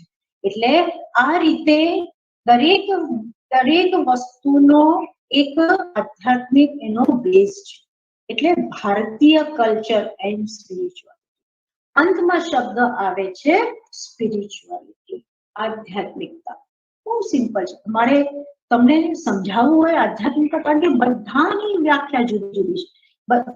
કોઈ આધ્યાત્મિકતાને બીજી રીતે લે છે, કોઈ એની પરિભાષા બીજી આપે છે, કોઈને મન કોઈ એવું આધ્યાત્મિકતા આપે છે. પણ બહુ જ સિમ્પલ સત્યસાઈ બાબાએ આપી છે અને તે છે વેરી સિમ્પલ, લવ ઓલ, સર્વ all, hurt never, help ever. હંમેશા બધાની મદદ કરો, કોઈને દુખી ના કરો, અને બીજું કે બધાને પ્રેમ કરો. માનવ સેવા એ જ માધવ સેવા છે. ત્રીજી વ્યાખ્યા છે, તમે હંમેશા બધાને ઓબ્લાઇજ ના કરી શકો, પરંતુ એટલીસ્ટ તમે એને હાથ જોડીને આપણે મીઠાશથી પેશ આવી શકીએ. દાખલો તમને આપું કે એક ભિક્ષુક, એક ભિખારી આપની પાસે એક માંગવા માટે આવે છે, પણ આપ એમને કોઈ કારણસર આપવા માટે અસમર્થ છો, તો એને તુચકાર મળે, જાય આવી જાઓ છો ભીખ માંગો, સવારના પોરમાં કઈ કામ ધંધો કરવો નથી, એવું તુચકારવાને બદલે બે હાથ જોડીને એને માફી મને માફ છે, કારણ કે ઈશ્વર દરેકના હૃદયમાં વસે છે. મારા તમારા દરેકના, ઇવન પશુમાં, પક્ષીમાં, કોઈ પણ વ્યક્તિના દરેકના હૃદયમાં ઈશ્વર વસે છે. જ્યારે આપણે કોઈને પણ કોઈ અપમાન કરીએ છીએ તો એની એ વ્યક્તિને નથી કરતા, એની અંદર રહેલા ઈશ્વરનું આપણે અપમાન કરીએ છીએ. એટલે મિતભાષી થવા માટે આ બહુ જરૂરી છે. એટલે આને છે ને જુદી જુદી વ્યાખ્યા, અલગ અલગ પરિભાષા. હું તમને એક બીજો દાખલો આપું કે કોઈ એવું કહેશે કે હું ઈશ્વરના ચીંધેલા માર્ગ પર ચાલું છું, મંદિરે ઉપવાસ કશું નથી કરતા, એ પણ આધ્યાત્મિક છે. કોઈ કહે છે કે હું બધા સાથે પ્રેમથી બોલું છું, વ્યવહાર કરું છું, અને બને તો મદદ કરું છું, એને કામમાં આવું છું, હું પણ આધ્યાત્મિક છું. વિચારવાણી વર્તનથી હું કોઈને દુઃખ નથી પહોંચાડતો, કોઈને બુરાઈ નથી કરતી, કોઈની ઘૃણા નથી કરતો, કોઈને તિરસ્કાર નથી કરતો, કોઈનો નફરત નથી કરતો, હા એ પણ આધ્યાત્મિક છે. કોઈને મન કોઈ જતું હોય અને વૃદ્ધને કે કોઈ અબલાને રસ્તો ઓળંગવામાં મદદ કરે, એને રિક્ષામાં બેસાડવા મદદ કરે, એ પણ આધ્યાત્મિક છે. ભૂખ્યાને ભોજન આપવું, તરસ્યાને પાણી આપવું, પરબો બંધાવી, એ પણ આધ્યાત્મિક છે. રસ્તા ઉપરથી એમ્બ્યુલન્સ પસાર થતી હોય ને કોઈક વ્યક્તિ પસાર થતું હોય ને કે હે ઈશ્વર, આ એમ્બ્યુલન્સમાં બેસનાર દર્દીના પ્રાણની રક્ષા કરજે, હા એ પણ આધ્યાત્મિક છે. આજે આપણે કોઈને જાણતા નથી કોણ છે, પરંતુ એમ્બ્યુલન્સ ગઈ, એ સાયરન વગાડતી ગઈ, એની અંદરનો જે ઈશ્વર બેઠેલો છે એ જાગ્યો ને એને આ મનમાંથી એના શબ્દો નીકળી પડ્યા. એના જેવું તો કોઈ આધ્યાત્મિક નથી. એવી પ્રાર્થના નીકળી પડે તો પણ એ છે. એટલે આપણે ત્યાં કામ કરતી વ્યક્તિને આપણા જ પરિવારનો સભ્ય સમજીએ, એવો જ એની સાથે વ્યવહાર કરીએ, એવું જ એને ટ્રીટમેન્ટ મળીએ, તો એ પણ આધ્યાત્મિક છે. કારણ કે જ્યારે આપણે કોઈની સાથે કોઈ પણ સારું ખરાબ વર્તન કરવાનો આપણા મનમાં એવું થઈ જાય છે, ત્યારે એક પ્રશ્ન આપણે બધાએ આપણી રીતને પૂછવું જોઈએ કે શું આવું વર્તન મારી સાથે જો કરવામાં આવે તો ગમશે? નહીં ગમે તો આપણે તરત જ બીજી વ્યક્તિ સાથે એવું વર્તન કરવાનું ટાળીશું. એટલે અહીંયા જે આવે છે ને સ્વપરીક્ષા, આપણે હંમેશા આધ્યાત્મિકતા કેળવવાનો જો આપણા મનમાં વિચાર આવે ને તો આપણે હંમેશા એવું વિચારવું પડે, આપણું પોતાનું સેલ્ફ ઓડિટ કરવું પડે, આપણે સતત પ્રાર્થના કરવી પડે, ઈશ્વર સાથે આપણે કન્વર્સેશન, ઈશ્વર સાથે સંવાદ કરવો પડે, તો ઈશ્વરનો અવાજ આપણને અંદર સંભળાય, જેને આપણે અંતસ્ફૂર્ણા કહીએ છીએ કે ઇન્ટ્યુઇશન કહીએ છીએ. ઘણી વાર આપણને થતું, મને એવું થાય છે કે હું પેલી વ્યક્તિના ઘરે જઉં, મને એવું થાય છે કે હું આમ કરું, એ તમને એ શું છે? એ ઇન્ટ્યુઇશન છે, અંદરનો અવાજ, એ પણ આધ્યાત્મિકતા છે. અને આ બધી વસ્તુ આધ્યાત્મિકતા ક્યારે કેળવાય, ક્યારે વિકસિત થાય કે જ્યારે આપણા જે વ્યક્તિત્વ છે, આપણી જે પર્સનાલિટી છે, એના 5 level of 5 domain of personality છે. પહેલું છે ફિઝિકલ, બીજું છે મેન્ટલ, ત્રીજું છે ઇન્ટેલેક્ચ્યુઅલ, ચોથું છે ઇમોશનલ અને પાંચમું છે સ્પિરિચ્યુઅલ. આ જે પાંચે છે એ શ્રી સત્યસાઈ ઓર્ગેનાઇઝેશનના જે સ્વામીએ આપેલા 5 મૂલ્ય છે, સત્ય, ધર્મ, શાંતિ, પ્રેમ ને અહિંસા, એ પાંચે મૂલ્ય આપણા 5 સ્તર સાથે જોડાયેલા છે. એટલે જે આપણું ભાવનાત્મક સ્તર છે અને છેલ્લું જે આધ્યાત્મિક સ્તર છે, જે આપણું ભાવનાત્મક એટલે કે ઇમોશનલ લેવલ ઓફ પર્સનાલિટી છે, that is related to the value of peace. અને જે સ્પિરિચ્યુઅલ આપણું જે લેવલ ઓફ પર્સનાલિટી છે, વ્યક્તિત્વ છે, that is related to non-violence, અહિંસા. સ્વામી દયાનંદ સરસ્વતી છે ને, જ્યારે બગીચામાં ચાલતા હતા ને ત્યારે પણ એમને હું ઘાસ પર ચાલું છું પણ આ ઘાસમાં રહેતા કેટલા નાના નાના જીવ જંતુઓને હું ઈજા પહોંચાડું છું, દુખી કરું છું, કદાચ મારા પગ નીચે કચડાઈ જવાની પણ શક્યતા છે.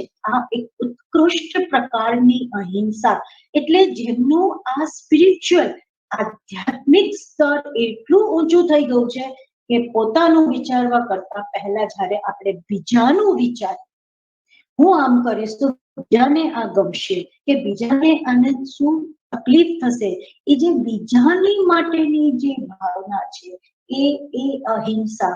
એટલે જ્યાં અહિંસા છે ને, જ્યાં અહિંસાનું મૂલ્ય છે ત્યાં શાંતિ પણ છે, ત્યાં પ્રેમ પણ છે. અને અહિંસા કેવું છે કે જે સારું વર્તન કરે છે.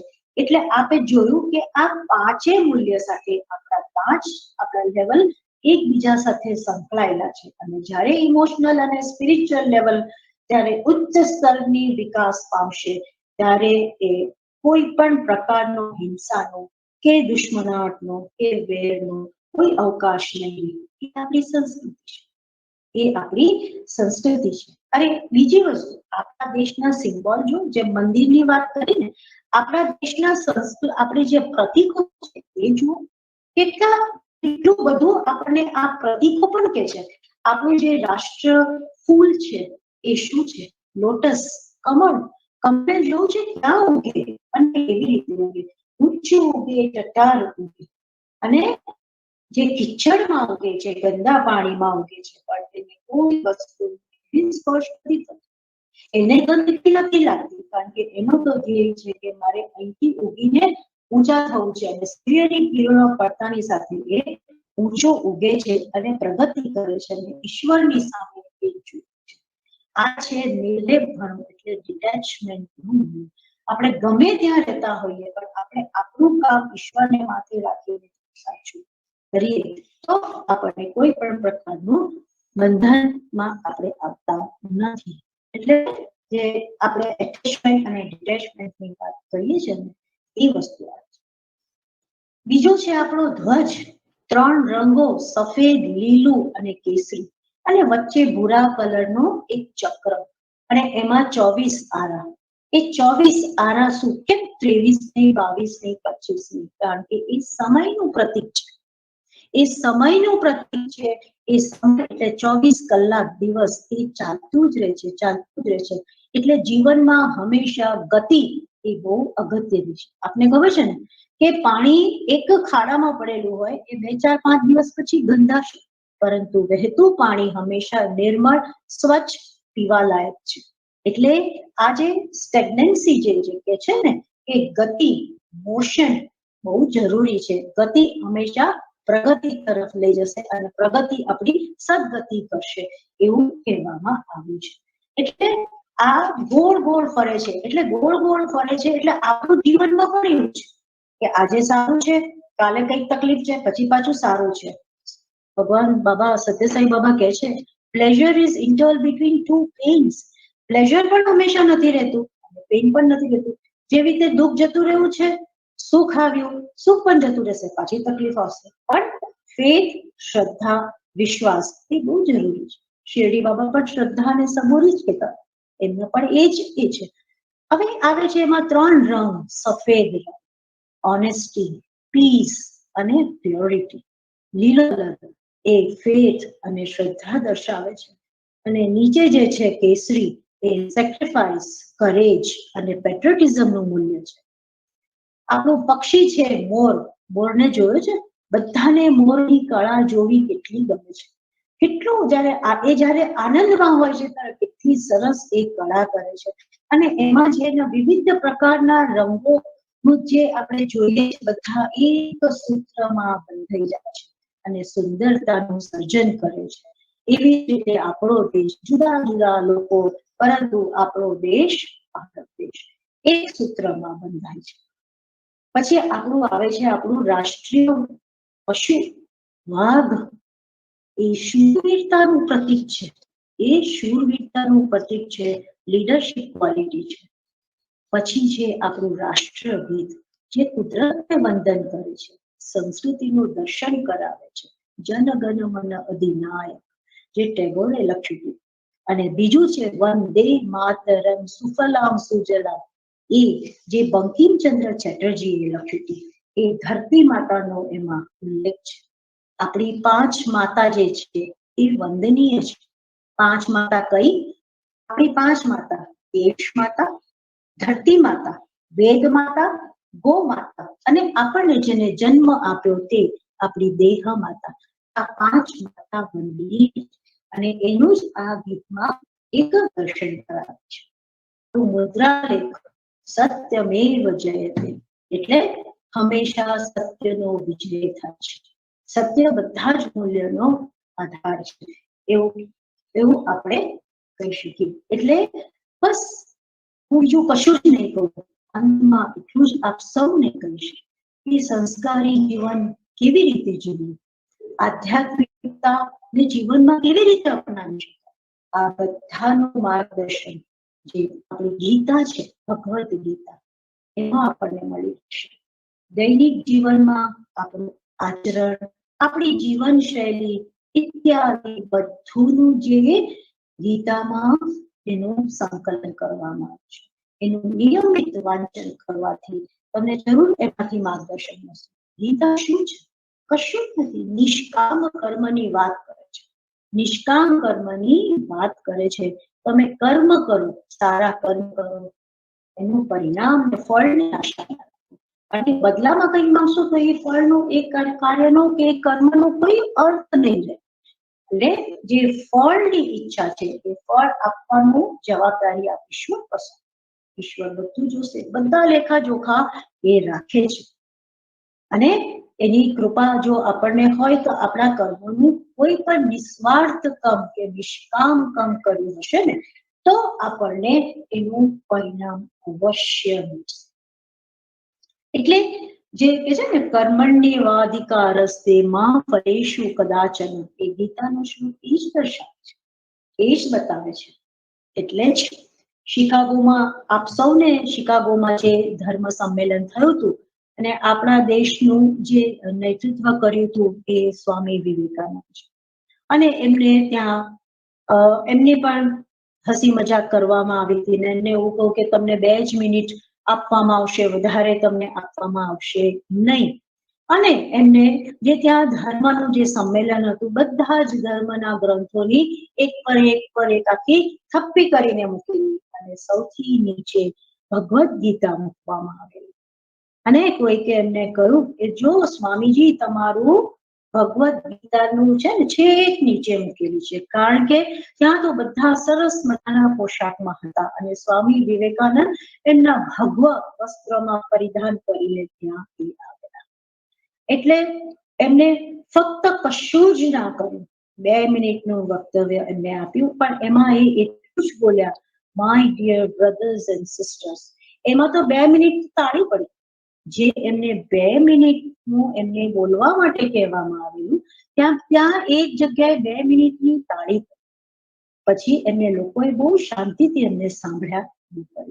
એટલે આ રીતે આપણે જો ભગવાન અને પછી જે ગીતાની જે ચોપડી છે ને એમાં પણ એવું જ કર્યું કે કોઈએ મશ્કરી કરી, તેમને નીચેથી એ થપ્પીમાંથી ગીતાને બહાર કાઢવાનો પ્રયત્ન કર્યો.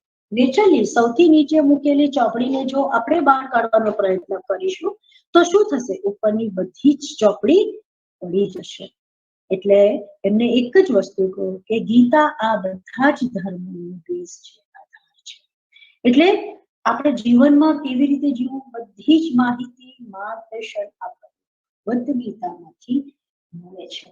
એટલે સ્વામી કે છે ને કે આપણો કેવો દેશ છે, આપણું કેવી સંસ્કૃતિ છે, જ્યાં સત્યસાઈ બાબાએ કહ્યું છે પાપ ભીતિ, એટલે પાપથી ડરો, ખોટા કામથી ડરો. દેવ પ્રીતિ, એટલે હંમેશા દેવ સાથે, ઈશ્વર સાથે પ્રેમ કરો. ઈશ્વર જેવો આ દુનિયામાં કોઈ પણ આપણો મિત્ર નથી કે આપણો હિતેચ્છુ નથી. ઈશ્વર જ આપણો ટ્રુ ફ્રેન્ડ છે. એની સાથે પ્રીતિ કરો, દેવ પ્રીતિ. અને છેલ્લું છે સંઘ નીતિ, એટલે મોરાલિટી ઇન ધ સોસાયટી. એટલે તમે જે સોસાયટીમાં આપણે જીવીએ છીએ એ સોસાયટીમાં નીતિમત્તા અને નીતિવાળું જીવવું બહુ જ જરૂરી છે. એટલે આપણને કોઈ જતું હોય અને આપણે જતા હોઈએ તો એવું લાગે કોણ થાય છે, બરાબર? આપણે તમે અત્યારે નાના છો, તમારા માતા પિતાના નામથી ઓળખાશો, પણ જ્યારે આપ મોટા થશો, કંઈક ભણશો, કોઈ પ્રોફેશન કરશો કે બિઝનેસ કરશો ને એમાં કંઈક તમે નામ કાઢશો તો તમારા માતા પિતા આમના આ ફલાણા ભાઈના માતા પિતાના તરીકે ઓળખાશે. આ જે પરિવર્તન છે એ આપણી સંસ્કૃતિ ને આધ્યાત્મિકતા છે. આ બધી જ જવાબદારી મારા નાના ભાઈ બહેનો આપણી ઉપર છે કે આપણી સંસ્કૃતિ, આપણી ધરોહરને આપણે ક્યાં લઈ જવાની છે, કયા સ્તર પર લઈ જવાની છે. અને જે આધ્યાત્મિકતાની વાત કરી છે ને, આપણે એક જ આપણે જો પ્રયત્ન કરીશું તો ઈશ્વર આપણી સમક્ષ 10 કદમ ચાલીને આવશે અને આપણી સાથે હશે. કારણ કે ઈશ્વરનો આશીર્વાદ બધાને મળે છે. આશીર્વાદ ને કૃપામાં એ ફરક છે. એટલે આશીર્વાદ બધાને મળે છે, કૃપા આપણે કેવા કાર્યો કરીએ છીએ એના ઉપર આધારિત રાખે છે. એટલે બસ આટલું કહીને હું વિરમું છું. ઓમ શ્રી સાઈરામ. ઓમ શ્રી સાઈરામ. બહુ જ ખૂબ આપે અમને જણાવ્યું આપણા હિન્દુસ્તાનના ભારતીના કલ્ચર વિશે અને સ્પિરિચ્યુઆલિટી શું હોય છે, કેટલી સિમ્પલ હોય છે અને કેવી રીતે આપણે બધા બહુ જ સહજ રીતે નાનું નાનું સારું કામ કરીને પણ સ્પિરિચ્યુઆલિટીના પાથ ઉપર ચાલી શકીએ છીએ, આપણે સ્પિરિચ્યુઆલિટીના માર્ગ ઉપર ચાલી શકીએ છીએ. એટલું કંઈ અઘરું નથી આમાં. બસ એ જ છે કે આપણું ધ્યેય જે છે અને આપણા વિચારો છે એ આપણા સારા અને સાચા હોવા જોઈએ. Om Shri Sairam. Now would like આપણે જે અમારા સ્ટેટ પ્રેસિડેન્ટ છે મિસ્ટર હેમંતભાઈ પટેલ, એ સિન્સ 1974 શ્રી સત્યસાઈ સેવા ઓર્ગેનાઇઝેશનમાં જોડાયેલા છે અને એ આપણા ઓર્ગેનાઇઝેશનના ડીએમટી ડિઝાસ્ટર મેનેજ ટ્રેનિંગના ટ્રેનર પણ છે અને he is a state president of our organisation. Please Hemantbhai, આપ પ્લીઝ 2 to 5 મિનિટ્સ પ્લીઝ આપ સ્ટુડન્ટ્સને સંબોધન આપીએ. ઓમ સાઈરામ. ઓમ શ્રી સાઈરામ.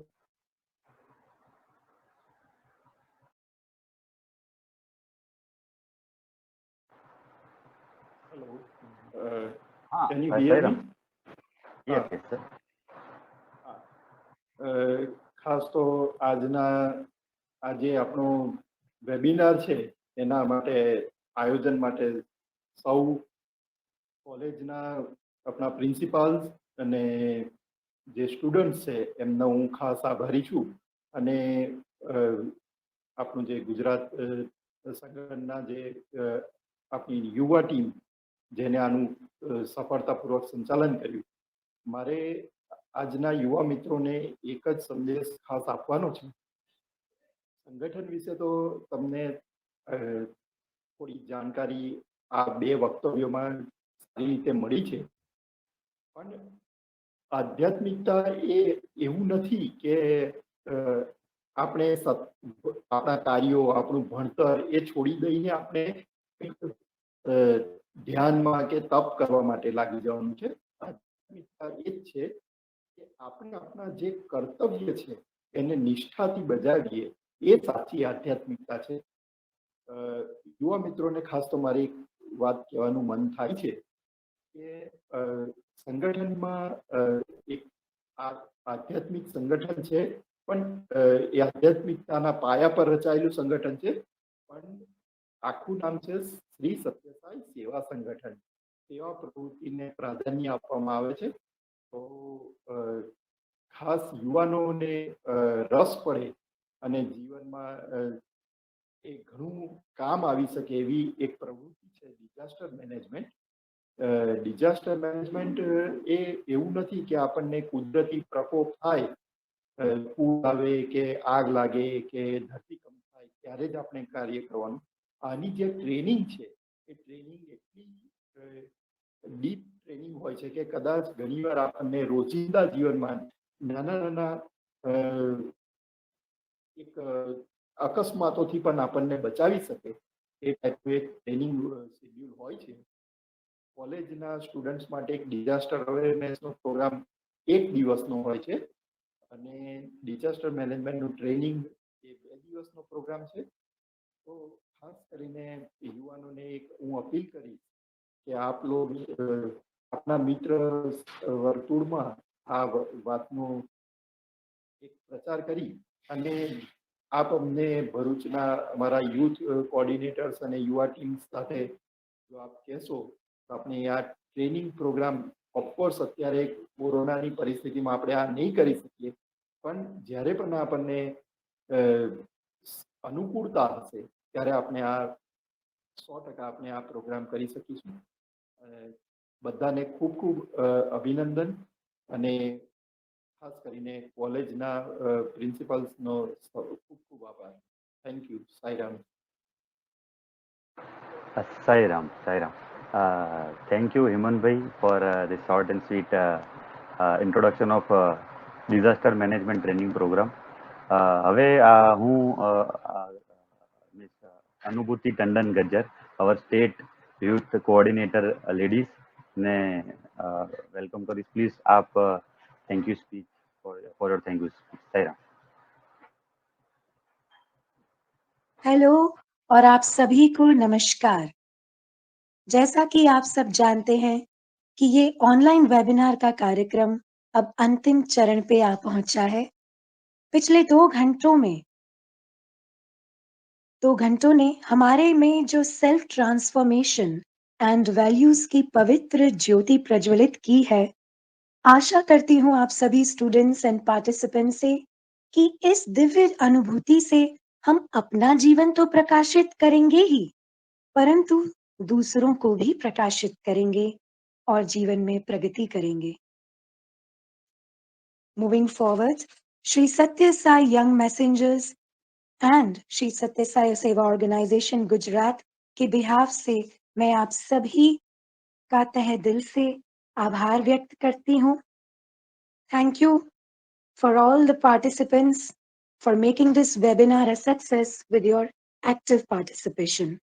मैं धन्यवाद करती हूँ प्रतीक खरे जी का एंड विनोदी मैम जी का, जो हमारे आज के मुख्य स्पीकर्स रहे हैं, जिन्होंने अपना कीमती समय निकाला और आज हम सबसे बहुमूल्य ज्ञान शेयर किया. हम सभी आपकी बताई गई बातें जैसे कि 80-20 principle, how to manage and utilize our time और simplified human values and way of life through simple teachings of Indian culture and spirituality को अपनी डेली लाइफ में जरूर अपनाएंगे. मैं आभार व्यक्त करती हूँ आदरणीय रिंकू मैम जी का, जो प्रिंसिपल है केजे पॉलिटेक्निक कॉलेज की, और फरजाना मैम का, जो प्रिंसिपल है राजपिपला पॉलिटेक्निक कॉलेज की. Thank you to both the ma'ams जिन्होंने परमिशन दी और उनके फुल सपोर्ट से आज हम ये वेबिनार ऑर्गेनाइज कर पाए. Your contribution in building the future youth is highly appreciated, ma'am. I also thank to all the esteemed professors, Prerna ma'am, Krishna ma'am, Roshan Banu ma'am, and Dhaval sir for joining us today and also encouraging the spirit of building youth for nation through self-understanding and transformation. Thank you, sir and ma'am, for joining us today. और अंतिम में विशेष रूप से मैं sister Sai Pallavi का और हमारे सत्य साई यंग मैसेंजर्स टीम का भी धन्यवाद करती हूँ. आपके उत्साह, पॉजिटिव स्पिरिट एंड डेडिकेशन से हम सभी को प्रेरणा मिली है और आज हम ये webinar successfully with God's grace organize कर पाए हैं. Thank you so much. So let's end today's program by chanting Om Shanti mantra. Pray to Universal God who resides in our pure heart for granting peace, happiness and health to everyone. So I will chant and we will end this program. Om